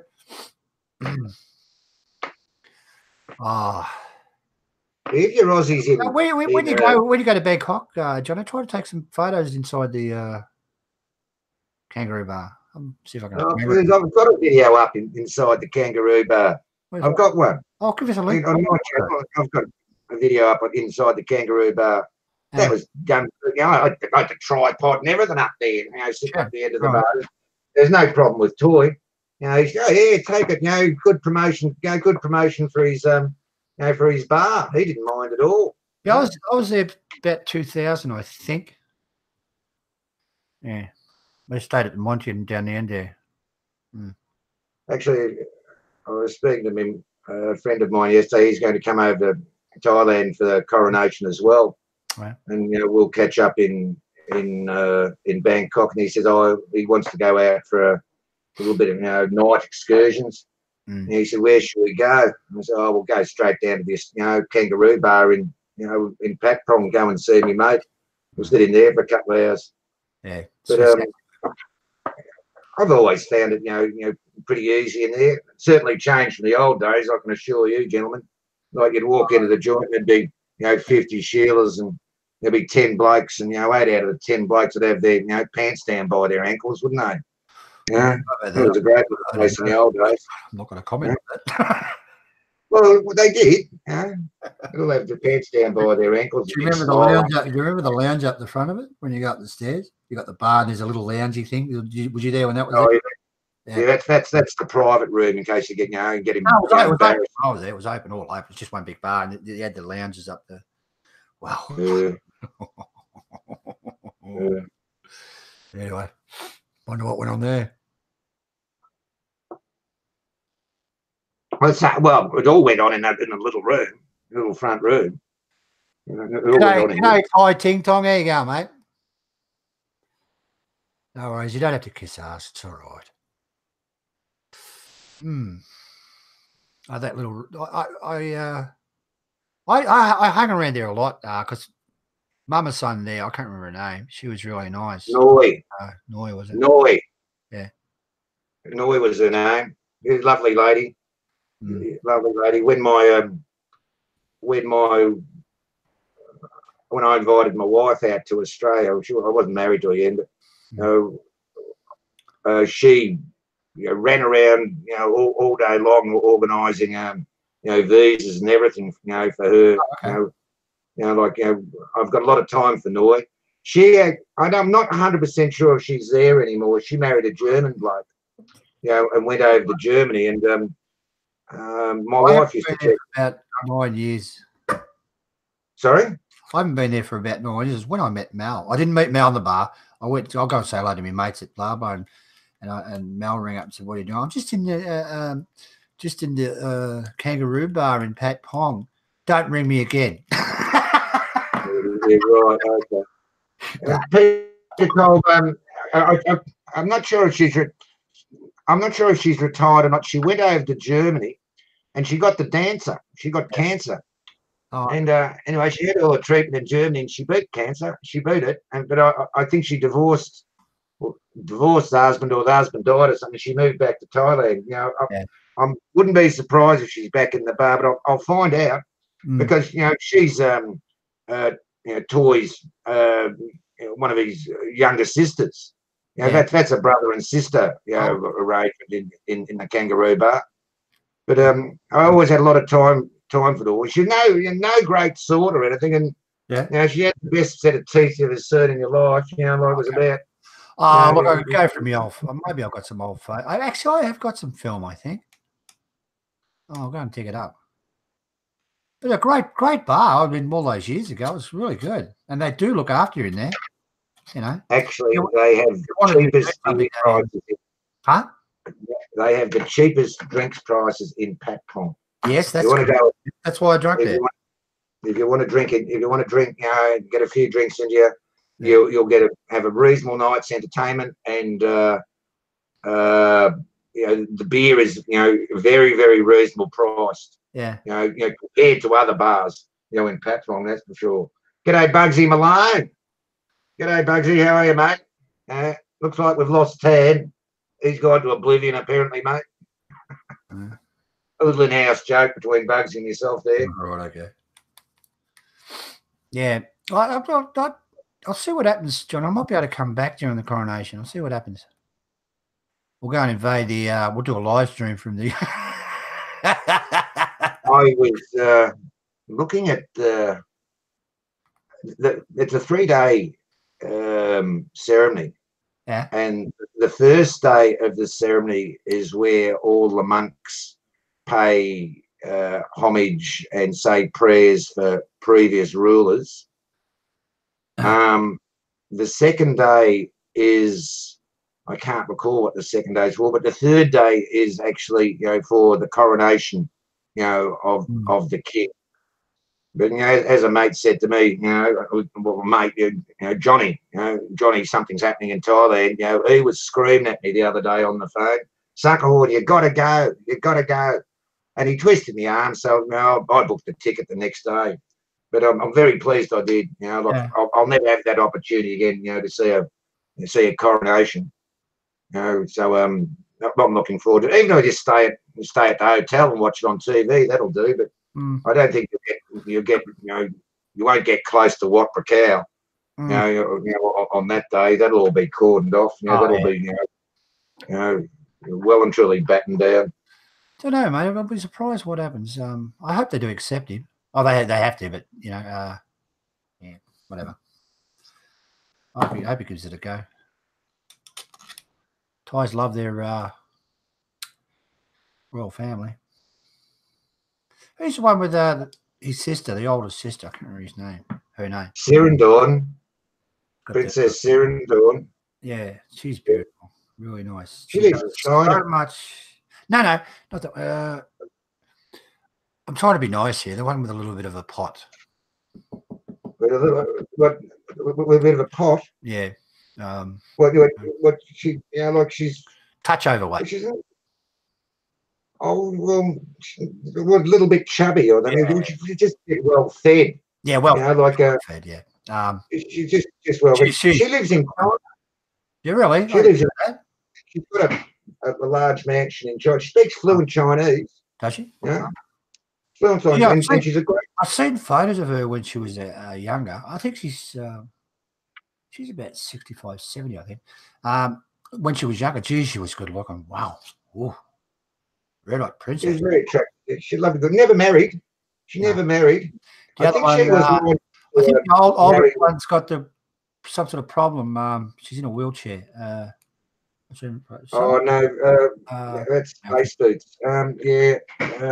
That's the youngest daughter. She has lupus. Yeah, she has lupus. She's a doctor or something, isn't she? She's. I don't know if she's a doctor. Yeah. She has some degree in science or medicine. Yeah. But she runs a research institute. She runs a hospital. Oh, right. And she shows an active interest in it. But she's very, very sick woman. She's I feel very. But she still performs her public, to the country. But she's a very, very, it's a congenital illness in Thailand. It's quite common, quite a common disease in Thailand. Is lupus. Yeah. And it's a very, very painful disease. All the joints swell up, and they suffer fatigue, and it's very, very painful, debilitating disease. It's very sad. She speaks perfect English. I've heard her talk. Yeah. She's slurring her words now, so. But she was quite attractive too. She was a good sort. She was a good sort. The oldest sister, the firstborn, she married a Yank. She married a Yank and lives in America. Oh, okay. But she's still, she's still a good sort. She dresses up in the mini skirt. I think she's about 67 or 68 or something. But she still gets up there with the mini skirt on and everything. She's still a good sort, but she's a very attractive, Thai woman still, at her age. But she speaks, perfect English, without a fault. So does the king. Yeah. So does the king of Thailand. Virologicorn. He speaks perfect English. He studied at Duntrue. I tell you, one of his daughters, I don't know which one it is. Gee, she's attractive, absolutely stunning. One of his daughters. He's got two daughters. He's got two daughters. One to his first wife, and he's got. I don't think we'll go there. A bit of a delicate subject, but his youngest daughter. His youngest daughter. She's an equestrian. She's an equestrian. That's the one, yeah. She's a young, good-looking one. Yeah, that's the one. Yeah, she's gorgeous. She lives in Thailand. She's a very, very attractive girl. Yeah. She has So who's going to be take over from the present king? Which one? One of his kids. The king's youngest son. Oh, he's got a son. Oh, I didn't know that. The king's youngest son. Oh, right. Well, he is, I think, will be nominated crown prince. I think his youngest son, I might be 13, now about 12 or 13 nowadays. All right. He's with his dad all the time, at royal occasions. His dad's training him up to follow in the role of kingship in Thailand. But he actually lives in Germany, and the little boy studies in Germany. I think the current king, he thinks it'll be a better education for him, a world rounding education for him in Germany as opposed to Thailand. World dominating education. You often see videos of him, of the king and his son, in Germany. He likes bike riding. Yeah. And he often takes the little boy out, and they have bike rides. You often see videos like that on some of the Thai channels. But he's destined to a life of service to his country. Well, congratulations there, Jonno. We just got our standard 5 thumbs down. It should go to 6 actually. The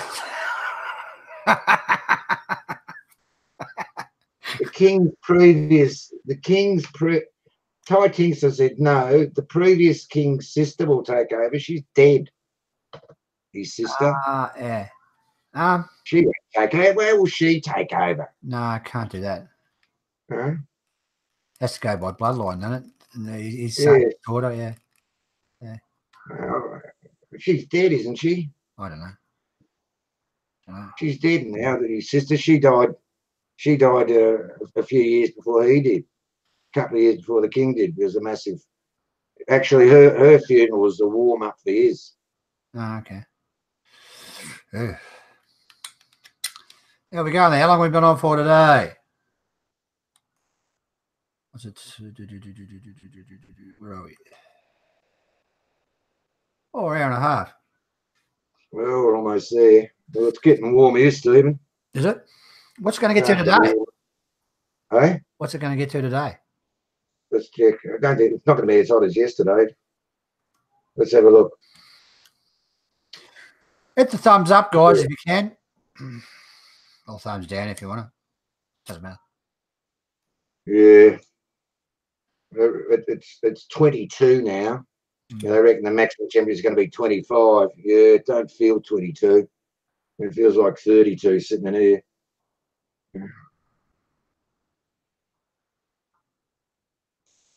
RUXP4. G'day, mate. How you going? I've seen your comment on that. I recognise you, actually.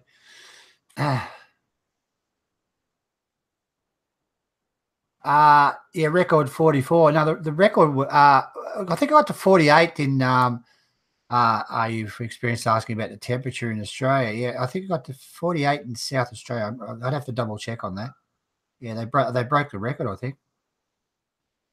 Yeah. It's a bit warm, isn't it? When it gets into the 40s. What were you saying, Jonno, that it was 31 degrees at night time?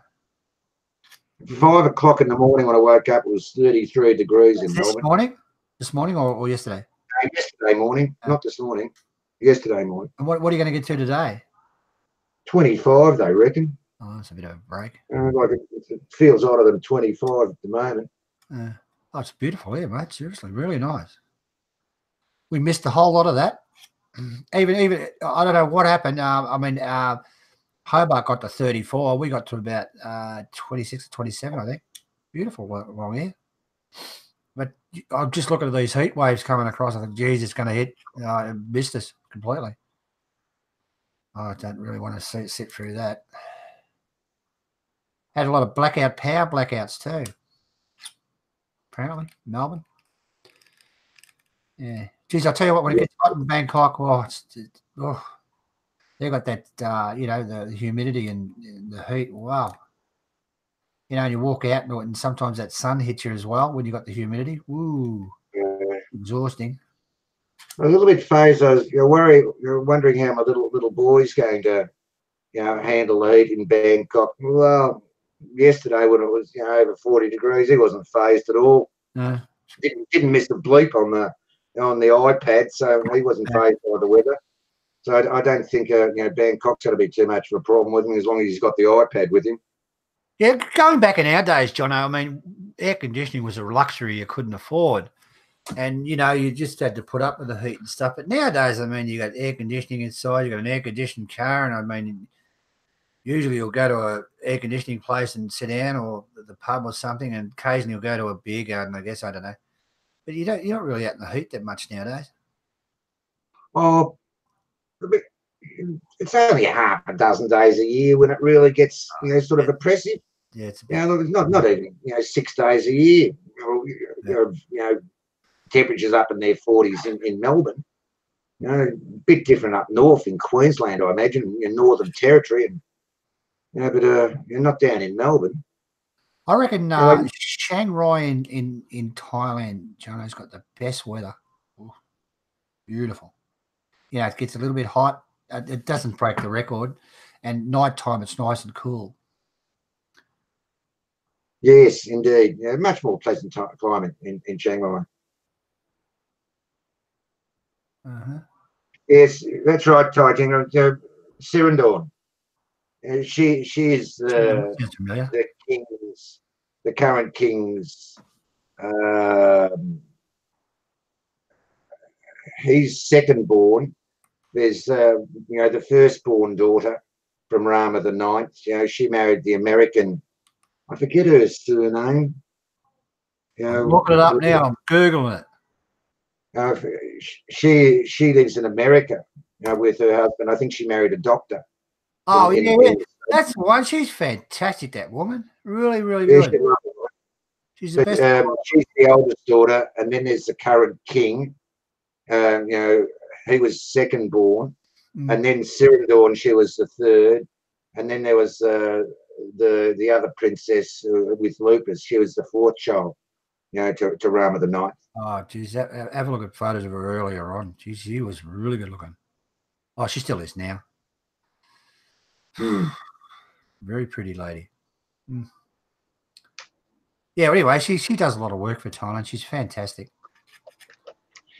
With regards to your statement, Tai Ting Tong, Tai Ting Tong, the king Rama the Ninth changed the act of succession many years ago,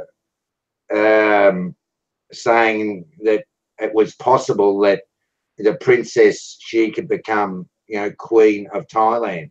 That Sirindorn could become princess of Thailand, but I don't even think she was in the consideration when Rama the Ninth passed away. The eldest son just stepped into the role, and nothing was ever said. And if you look at her, she is more than happy, more than happy to have her brother as king.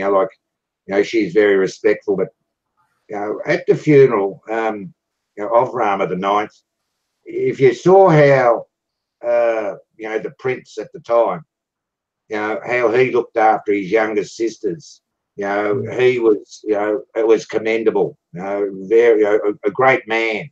How he took care of his sisters, and he nursed his sisters through his father's funeral and through those ceremonies. He gained a lot of respect from me. How he treated his sisters, and how he's hugging them in public, and I have a lot of time, for the current king. I think he's a very nice man. He's a very gentle man. He's he's a top bloke. I reckon, like a great king personally. Hey, how do you say her name again?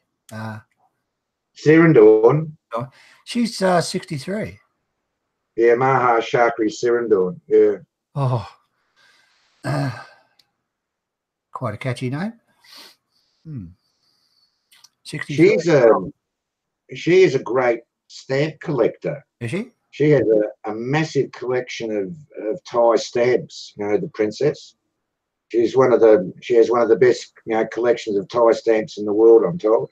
Thai Ting Tong, you've been Googling. I just read that. Wow, that's a long name. That's a proper name. Wow. My God. That's a good meter long, that one. I wondered what you were on about, Ting Tong. I'll just read it on Google there. That's a full name there, what Ting Tong typed in or pasted in. Princess Maha Shakri Sirindorn. I'll give that one a miss. I hate to say that with a few beers in me. She is. Oh, yeah. No, thanks, UK. I'm not doing that 3 times. She's a lovely woman. She has I know. She's beautiful. life community service. People absolutely love her. Yeah, she's very nice, woman. That, she works hard for the country. She works very hard for the country. Good on her. Good on her. But I think it's a lovely thing in society, really, where we've got this sort of tradition of Thailand is a tradition of monarchy, but you think of Great Britain, and the Queen of England. I think because of the lèse majesté laws in Thailand, that predicts any attacks on the royal family, and justifiably so. Well, the Thai don't want that. They don't want you saying anything derogatory about the royal family, which is fair enough. You're going to Thailand, play by their rules. If you're going to get there and mouth off about the royal family, well, you're asking for it. I never did it, and I never would do it. No, I've got nothing positive things to say about the royal family. Because I'm very much a monarchist that way, for Thailand. Yeah, sorry, mate, go on. Very much indeed. That's why I suppose I'm going over there to see the coronation. Yeah, I reckon it'll be a fantastic event. I'll actually. This is the one that speaks the perfect English. I'll type it in there, John. I can't say it. They both speak perfect English. Yeah, they're both the daughters, all three of them. I've never heard her speak English. Well, because they have the TV on. Mal's mum had the TV. She's very, very big with royal. She had the TV on constantly, and I never really heard her speaking. Oh yeah, I did. Yeah. She was doing some sort of opening. She speaks good English. But like I was saying before, she's. I'm talking about the one that's sick, Princess whatever. Did you see what I've typed there? Her. Shalabahorn. Shalabahorn, is it? Shalabahorn. Oh, whatever. I don't know. Weird. She's slurring her words now because of her problem. But, Oh yeah, well, yeah. She can hardly walk, the poor lass. Yeah. A woman. She's not a lass. She's in her 60s now. But she's in that much pain. She can hardly walk. Oh, bugger. But she still, she still does a public bit. Good on her. They're all great. The whole lot of them are great. I think that's my personal opinion. Yeah, let's have a look. See if we get a photo of her. Oh. Gee, she was a good looker too. Oh, well, still is, I guess. Wow. She has beautiful pouting lips. Yeah. Beautiful, lips you'd want to kiss. Beautiful. Settle down, Jonno. I'll kiss her first. Yeah. Yeah, I agree, Muggsy. Well said, mate. Well said, mate. I don't know. I reckon the royal family does great for Thailand myself. Well, look, certainly it's the 21st century, and and the notion of monarchy is can be possibly an antiquated idea, but that is one of the key factors in Thai society that holds them all together as one. Yeah. Like their worship of the king, their nationalism of displaying flags, and the respect for their monarchy, of what their monarch does. That can only be a positive. The country in my opinion, like in Australia, we still have the Queen here is, what, a titular head, I suppose. Mm.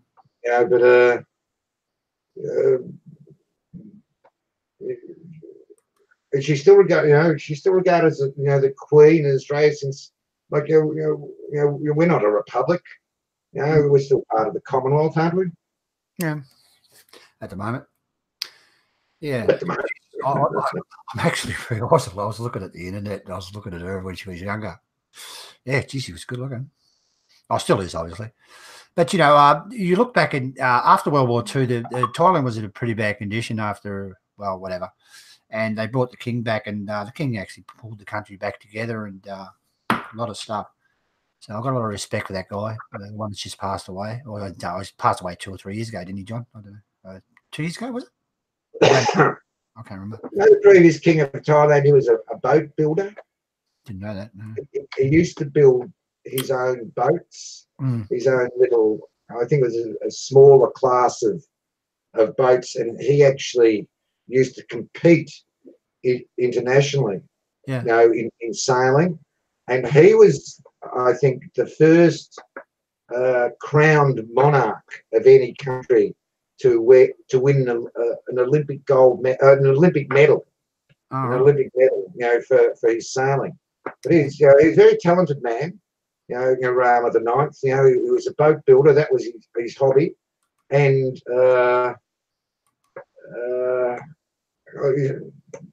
extremely well, read, of course. But what was his other hobbies? I just can't recall. But he used to build boats, for a hobby, all by hand.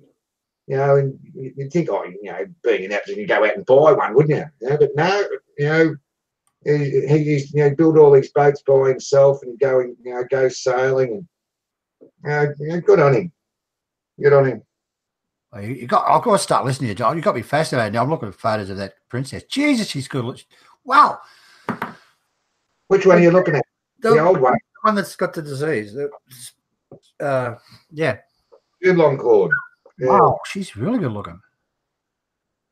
Yeah. I'll turn it off. Yeah. Available. I think she's divorced now. I don't know. Read about it. She's got a couple of kids. Yeah. She's got a couple of kids. Two daughters, I think. I think she's got 2 daughters.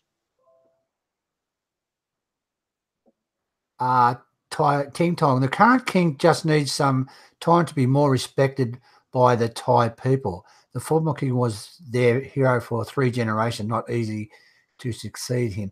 Listen, mate, that's exactly right. That's exactly right. Yeah. I think it's getting there. He wasn't well received when he, they wanted other things done, and I think he's doing okay now. I haven't really kept up with it, but I think he'll be okay. I hope so. When the previous king died, there was no question amongst the Thai people at all, that he was nominated by Rama the Ninth to be the next king. Yeah. That's the end of the exercise. Well, some may say that he's not liked or not admired greatly, throughout society in Thailand. I beg to differ. He was the nomination of the king, and all the Thais wanted him to be the king. There's no question of that. To follow on, with the royal line. It's just something that's not said. But I tell you what, if I was the previous king of Thailand's son, I would have been a lot worse than what the current king is. Yeah, mate. If I was, I'd have been kicked out of the country, banned for life. I reckon he's a bit of a playboy. Well, good on him. If you could, why wouldn't you? Good. That's being manly in my book. I don't think he's done anything that bad, has he? They just make a big drama out of it. Yes, that's right, Ting Tong. Thanks, Professor. He was a very keen photographer. Always had the camera around his neck. Yeah. I always had a camera around his neck, taking pictures everywhere. I know one with Ting Tong. Did you see that one with Elvis Presley? That was great. That. Here it is. Oh, you got it up there, haven't you? There it is. Yeah, this is a good one. That's the one. All right, hang on, John. I'll hold your screen. Hang on. Yeah, that one there. Yeah, good. That's the one. Yeah. She's still alive, isn't she? The Queen. The Queen. Yeah. She's still kicking. She's still in there. She's at Siraj Hospital, isn't she? Oh, she's been there for a number of years. I think that's where they take care of her now. I think she was getting around a bit, wasn't she? I can't remember offhand. No, she never leaves the hospital now. Oh. Never leaves the hospital. Oh, have you seen photos of her when she was younger? Jesus Christ, she was stunning. She was a nurse, wasn't she? I don't know if she was a nurse. Well, she nursed the king when he had his bad car accident in Switzerland. They met in America, didn't they? No, in Switzerland. Oh, okay. I think they met in Switzerland. The King of Thailand was born in America. The king of Rama the Ninth, he was born in America. But when I think it was Lucerne, he went to in Switzerland, to study as a young man, and he was into sports cars at the time. He had a bad accident, and he almost died. And she actually nursed him back to health.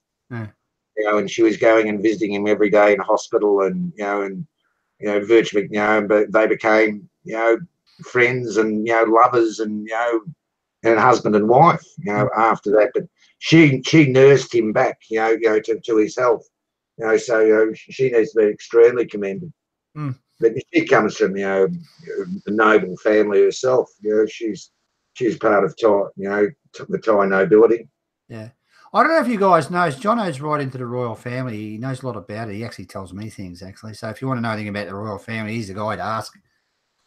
I read a brief history on it, Jonno. It was something like they got him out World War II, didn't they? The whole royal family was taken out before the Japanese arrived. Is that correct?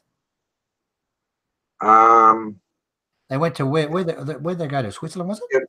The king of Rama the Ninth, he was studying in Europe. Oh, okay. At the time, he was studying. Yeah. I have to look it up. Rama the Seventh, his father, Rama the Seventh, I think he remained in Thailand throughout the Second World War. But that was an extremely wise move in a way. Thailand became neutral. They were a neutral country during the Second World War, and it was certainly a wiser move at the time, to let the Japanese walk through Thailand than to war with them. So that was an extremely wise political move.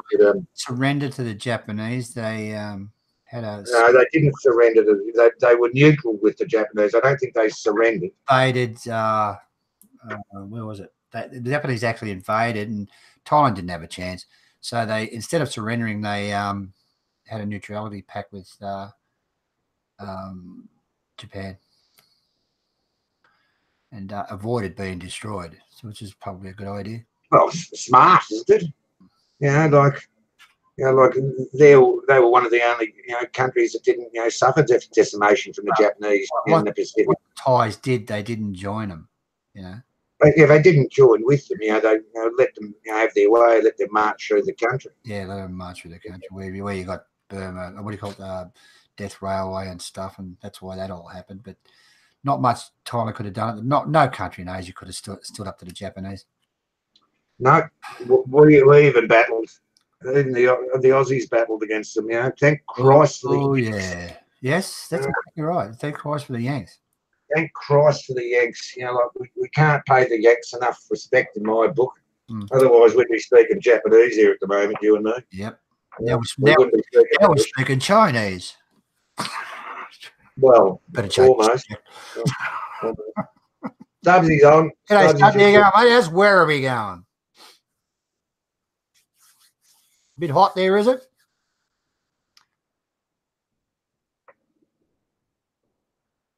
UK Bonsai, the Australian outback chindits. I can't. What's that chindits? Is it? We're dodged in the jungle. Is breaking news for you. The first time the Chinese were turned back and defeated was in New Guinea. If you look it up, it wasn't advertised very well. One of the times Japan got turned back.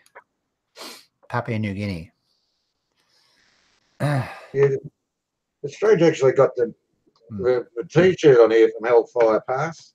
Yeah, up in Canterbury here. That was terrible. Oh. Yeah. Yeah, I made a film on that, Jonno. I didn't do too much on the. I didn't lean towards the what happened there. But geez, you can feel that place, can't you? Yeah, it's. You can feel that. You can feel that place. It's one of the better movies I've done, actually. Well, what not movie? YouTube vlog. Yeah, it's good. I put a couple of songs on there, and I got hit with copyright. I just left them up. We'll meet again. I bet I'll start singing. Yeah, it's good. It's a fascinating place up there in Hellfire Pass and that. Yeah. But you go through the museum there. I've got a lot of history with that. Well, my family has with that incident. And, you know, I went into the museum. I think it's run by the Australians. And they said, no photos, no photos. I firstly told them to get stuffed. Took photos. You know. I had a mate, about 15 years ago, who was living in Thailand, and he rang me up and he said, oh, look, I'm thinking of buying a place down at Canterbury, you know, down at Hellfire Pass. And he pushed it past me. There was this little hotel, and it had 4 rooms in it, you know, for rent at the night time. And there was the owner's residence, you know, in this little hotel, and out the back there was a dozen bungalows, and it was a 99-year lease on the joint for 17,000 Australian dollars. You know, they wanted at the time, 17 grand Australian. And I said jump at it, but he never did. Oh. You know, like it'd be 1.7 million now, I guess. You know, the place, but he never went after. But I thought, oh, what a, you know, he was an ex-serviceman himself, you know, ex-Australian serviceman, a Navy man, you know, and I thought, oh, you know, what a great, you know, great thing, you know, for you to do, you know, like you could retire over there, and you know, and all, you know, all the Aussie servicemen would want to come and, you know, stay at your joint because it was owned by an Australian. But he never went through with it, you know. I think he lives in Pattaya now. He's lived in Pattaya for the last 15, 20 years, and I'm almost. Yeah. How can he serve in world? He's not that old. Yeah. Yeah. How could he served in? You know, like the war was over 10 years, you know, 10 years before Stephen was even born. Call what he says anyway. Which 20 years, Jonno? 20. Huh? 20 years now, is it? Right, I'm younger than Jonno. Yeah, that's what you're telling me. Well, look at the colour of your hair. How old is it? Yeah, righto. Hold your hands up. Show us your hands. That'll tell you how old you are. Anyway. Yes, well, we let you have that one anyway, Steve. That's all right. Yeah. Next time I go over, I might go back there because when I went to Hellfire Pass, I'm not Bridge on the River Kwai. Or Kwai is the correct word. Kwai, isn't it? Kwai. They Thai say Kwai. Kwai, isn't it? Kwai. I think elephant. For buffalo. Buffalo's Kwai, isn't it? Yeah. Kwai. Yeah. Anyway, I might. So I didn't take good cameras with me, so I might go back there and take some tripods and some good cameras and do a real good one. Because mine's not too bad in my opinion, but what I've seen of Bridge on the River Kwai, the vlogs, they haven't taken their time and filmed it properly. You know, they just shoved the cameras in and blah blah blah, and look at me and done a few selfies and off they go, and they publish it. Might give that a go next time, mate. Do a proper, actually take tripods and do a proper video of the place. Yeah. I tell you, it's pretty sad when you go to the cemetery there too. You can feel the joint. You can feel the joint, can't you? Yeah. That's one thing. Really the Americans, I've got it all on my video. The Americans didn't lose a lot of servicemen there, but the Australians, who else was it? English lost a lot. Toms. Yeah, and what else? What other country was it? Jonno, I can't remember offhand. One European country lost a lot as well. Yeah, never mind. Mr. DB, did I serve in Nam? No, mate. Do you get called up? Do you get called up in the ballot? I refuse to answer that. I'll take the Fifth Amendment. No, I missed out, Jonno, by that much. Yeah, I got called up, and I was off in January, and that was 1973. 1973. I got called up to go over in 1974, and at the end of 1973, I had elections in Australia, and Whitlam got in. And the first thing Whitlam got up, I remember listening, to his speech on the radio. And the first thing Whitlam said, he said, "Well, we're in office. My first act as Prime Minister of Australia is we'll be bringing our troops back on Monday morning." And that's what happened. Our troops started to come back on the Monday morning. Yeah, Andy Stubb was the Dutch. Yeah, correct. There, yeah, Dutch. Yeah, the Dutch. Yeah. The numbers are around somewhere. I've got them somewhere.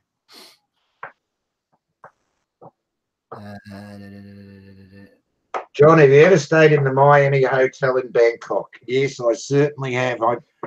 Is that still there, the Miami? It used to be a great old hotel. All the junkies used to hang out at the Miami in the old days. All the junkies, all the Yankee junkies, and all the heroin addicts used to hang out of the Miami Hotel in the old days. But it was a good little hotel. Good little hotel, just off Circumvent Road there. Not a bad food. Rooms weren't bad. The rooms weren't bad. Reasonable little hotel, the Miami. But I'm not sure if it's still there. I think that's well and truly long gone away, the old Miami UK bonsai. Yeah, UK bonsai said, yes, it still is, laugh out loud. Yeah, he said it's still there. Haven't been back there in years. It's a bit different, traveling if you're, a single bloke, as opposed to going and, traveling with your family. Like a single bloke, you just got your room to, doss your head of a night time, haven't you? Like you don't hang out in your room too much when you're in Thailand. You're always out and about. But you've got a family, but you play the accommodation game a little bit different. Like your first criteria nowadays, you look at the hotel's got Wi-Fi. You haven't got Wi-Fi, you don't stay there, do you? Oh, she said one hotel I stayed at, mate, they had bloody cable. The network. Oh, big shit, mate. I was fed lightning. Yes, it's only the wars could help. Actually, Jimmy Barnes used to stay at the Miami Hotel years ago. He's actually playing up the road here now. Is he? Yeah. And Barnesy used to stay at the Miami. Barnesy and Susie Quattro together. Well, that'd be a night out, wouldn't it? Yeah. But Barnesy used to stay at the Miami Hotel. I think that's where he met his wife. Yeah. And she's a lovely lady, Barnesy's wife. She's Thai. Barnesy's a well-known singer in Australia. Jimmy Barnes. Yeah, if you look at him, he always wears his shirt buttoned up, but when he undoes his buttons, he always wears a Thai Buddha. He always has a gold Buddha around his neck on a leather strap. But he's worn that for years and years and years. His missus gave that to him. But Barnes' story in Bangkok was he's not big overseas, but he's huge in Australia, a singer. And he married a Thai girl many years ago. And what's the other one? That Johnny Diesel. He married his sister or something. Oh, Thai woman. Yeah, Johnny Diesel. You know Johnny Diesel? Johnny Diesel. yeah, I think, Johnny Diesel. Yeah, he's that's his brother-in-law, apparently. Yeah. She saved his life. Actually, she saved his life. She tied him to the bed, Barnesy, so he couldn't get out and play. You know, otherwise he'd be dead now. Yeah. But he was a real player in his young days in Bangkok. His only claim to fame was, internationally, was Working Class Man. It was a movie. He done the theme song for that, which was we had. I can't remember the name of the guy. He actually got an Oscar last year or something. What's his name? Oh, whatever. Yeah, that's his claim to fame internationally. Working Class Hero. Working Class Man. Yeah, name of the movie. A great song. Great song. Yeah. Yeah, he used to play he was a big player in the early days in Bangkok. I think there was a delegation to go and pull him out of the Miami at one stage, and he wouldn't leave. He's off his face every day of the week. And he met this girl, who became his wife. But he's remained totally loyal to her. You think he's a rock star, but she's stuck with him like shit to a blanket. He's got some lovely kids. Like his daughter, she's a top singer, and and his boy, his son, he's a very prominent identity on morning television in Australia, in Melbourne anyway. But he's I think he's quite religious, in his own way.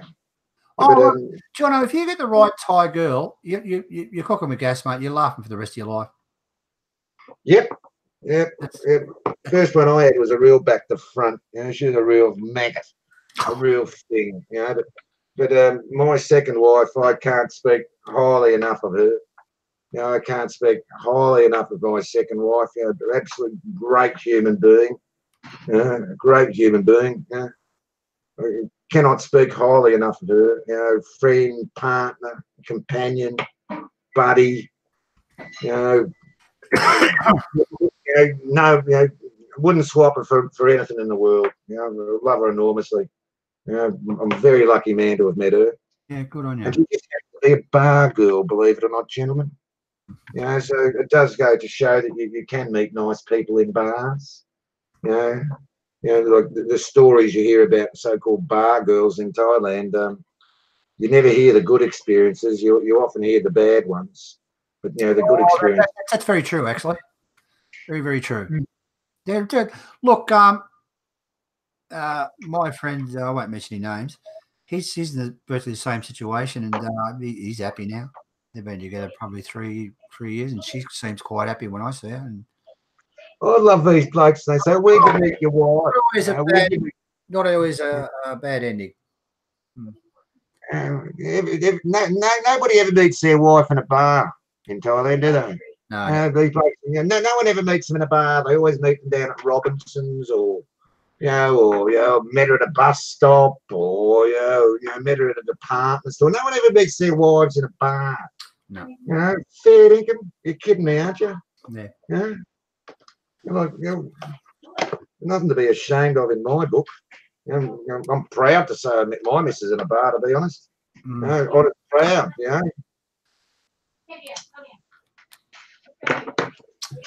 Okay.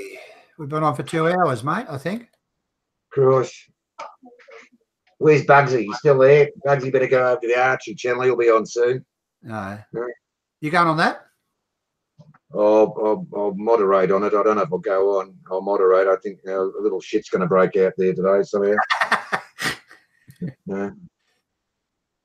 Better go and dig up that. Please appreciate that Thai ting tong, but it's true. No one ever meets their wife in a bar in Thailand. No, it's not heard. Never heard. Always, no, I met her down. I met her at a restaurant, or she was me, a sister of a friend, or no, she's. I met her in a gold shop, or no, she worked in a department store down at the old trick used to be. Oh no, I met her at Robinson's. I met her in the department store. She was working in a department store at Robinson's. And you never meet them in a bar. Strange about that, isn't it? Real strange. Oh, you can meet some real gems in bars. Seriously. it's the way it is in Thailand. Okay, you just got to accept that sort of thing.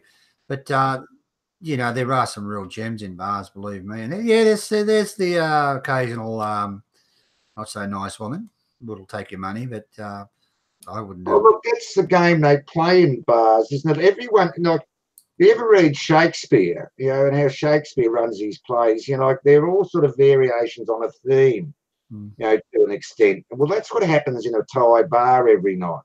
The story is the same every night. You've got one girl that goes around, she picks up the slops. You've got the dancers that go up there. You've got the real sexy ones, you know.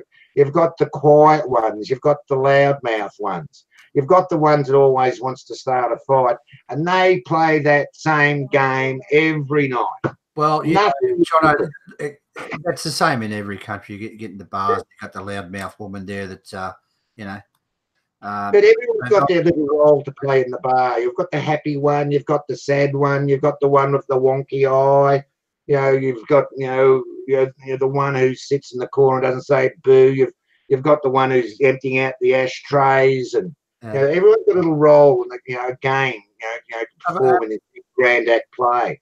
Have a look. The only thing that changes on a nightly basis is the customers. But, nothing else changes. Only the customers are different. Not the story that goes on in the bar. Thai Ting Tong, 50% met 50% of them meet on dating sites, and 49% in bars, and 1% in Robinsons.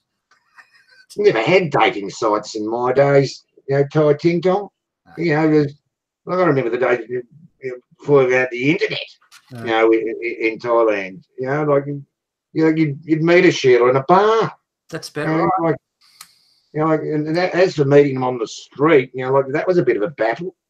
You'd have to go through the whole romantic exercise. You met a Thai woman on the street, you wouldn't be betting her that first night, that's for sure. Yeah, no way in the world. I don't know how you feel about these dating sites. I'm not really into them. I don't really use them. In my days, I didn't really use them. But I believe in them. I reckon they're a good way to meet people, or worldwide, I think. I wouldn't know how to use them, to be honest, Stephen. I'm married with married to a Thai woman. Got an 11-year-old kid. I think they're a bit deceptive, personally. No one puts up their worst picture on a dating site. Once again, that's probably the biggest, big scams there too. A lot of people have lost their money on dating. Well, but if you look, basically the rule is, if you're on the dating sites, you make sure that you see that person on the camera, a video, okay, and you speak. Don't send money, okay, because of their father needs to, have his leg amputated or something like that. They're all. Don't get sucked in. If you go on these dating sites, just make sure you talk to the person over the video, okay? That's my advice. What I would be doing. I'm yet to see a Westerner who can challenge the intelligence or the not necessarily intelligence, but the skills of Thai women. They're extremely alluring and extremely not necessarily deceptive, but they're extremely pleasing.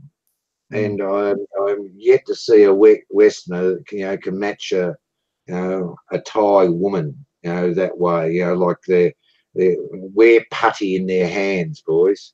It's very rare you go out to a bar that you pick a girl. Like the girl picks you before you pick the girl. They're staring at you while they're dancing or smiling or playing up to you, and then they walk off the bar, then they come down and see you. You don't pick Thai girls in Thailand, they pick you. Same all over the world though, isn't it? Yeah, of course it is. But Thailand gets picked on about it. But welcome to a lot more honest about it, aren't they? Yeah, well, probably a better description of it. Remember saying to a Thai girl if you go to Ukraine, I can't remember the name of the city. It's probably bigger than Thailand with it. But that's never mentioned. Can't remember. Odessa. It's huge there. Not on the streetwise, but prostitution's rampant over there. I've never been to Odessa, but that's what I read. Maybe I read it wrong. I don't know. There's Ron's just said, cunning abilities. I don't know if it's cunning or just them being in touch with their femininity. I think a Thai woman knows how to play their femininity. A lot more so than Western women. Like how often you walk down the street here in Melbourne or in Tassie and you see a woman in a miniskirt. Like in Thailand, that's one of the greatest things in Thailand. They're all walking around with mini skirts on, and they're extremely attractive, and they take care of themselves. Oh, don't they look good? Like it's. I'm not sure if the word cunning is the appropriate word, Ron, but certainly smart. Certainly very shrewd operators. But if I was built, if I was born with one of those things in between my legs, I suppose I'd be that way too. Like with one of them, you can get as many of these as you like, can't you?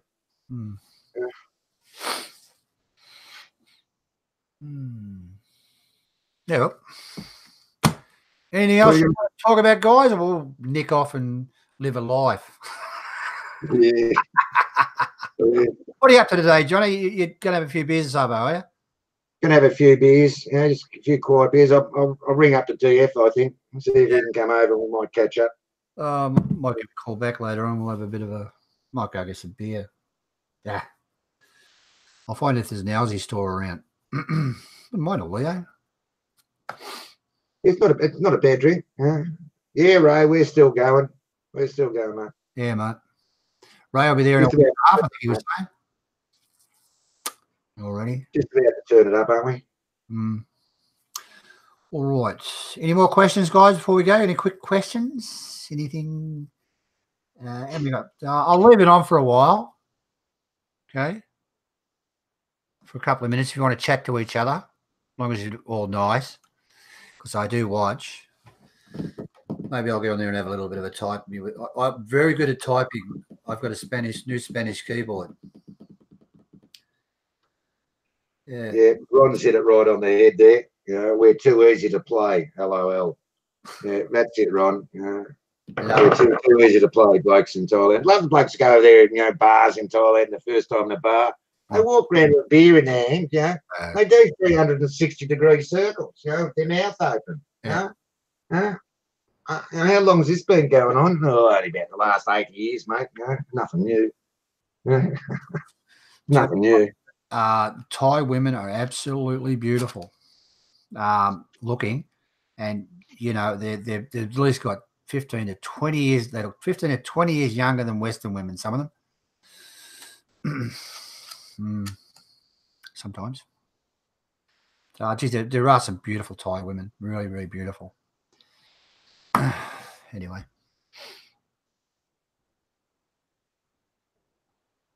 Steve, the online police, you reckon? You happy it's Australia Day, Stubby? All right. Happy Australia Day to all you Australians out there. Yes, gentlemen. Happy Aussie Day. Don't have a barbecue. What do they say? Throw another prawn on the barbie. Do you ever cook prawns on a barbie? Shrimp, they say, don't they? Yeah, throw another shrimp on the barbie. We don't call them shrimp. We call them prawns. So do the English, apparently. They did learn something off us. At the shrimp, the Americans call it shrimp. The rest of the world, I think. Oh, another shrimp. Tiny things, don't we? Little things you use for bait for catching fish. Yeah, that's what we call shrimp. Yeah, we've got a huge market of shrimps or prawns, if you like, or gong. They call them gong in Thailand. They all go overseas, and we get the stuff from Thailand. Did you know that? You see that? Yeah, true. Go to the supermarket. All our prawns and blah blah and gong or whatever. They go overseas. They go to California. They go all over the world. And the stupid Australians get bringing prawns from Thailand and Vietnam as well. It's just nuts. Yeah, our government's really up there, aren't they? Anyway. Fair enough. All right, mate. We'll wind her up. We'll be on No tomorrow. worries.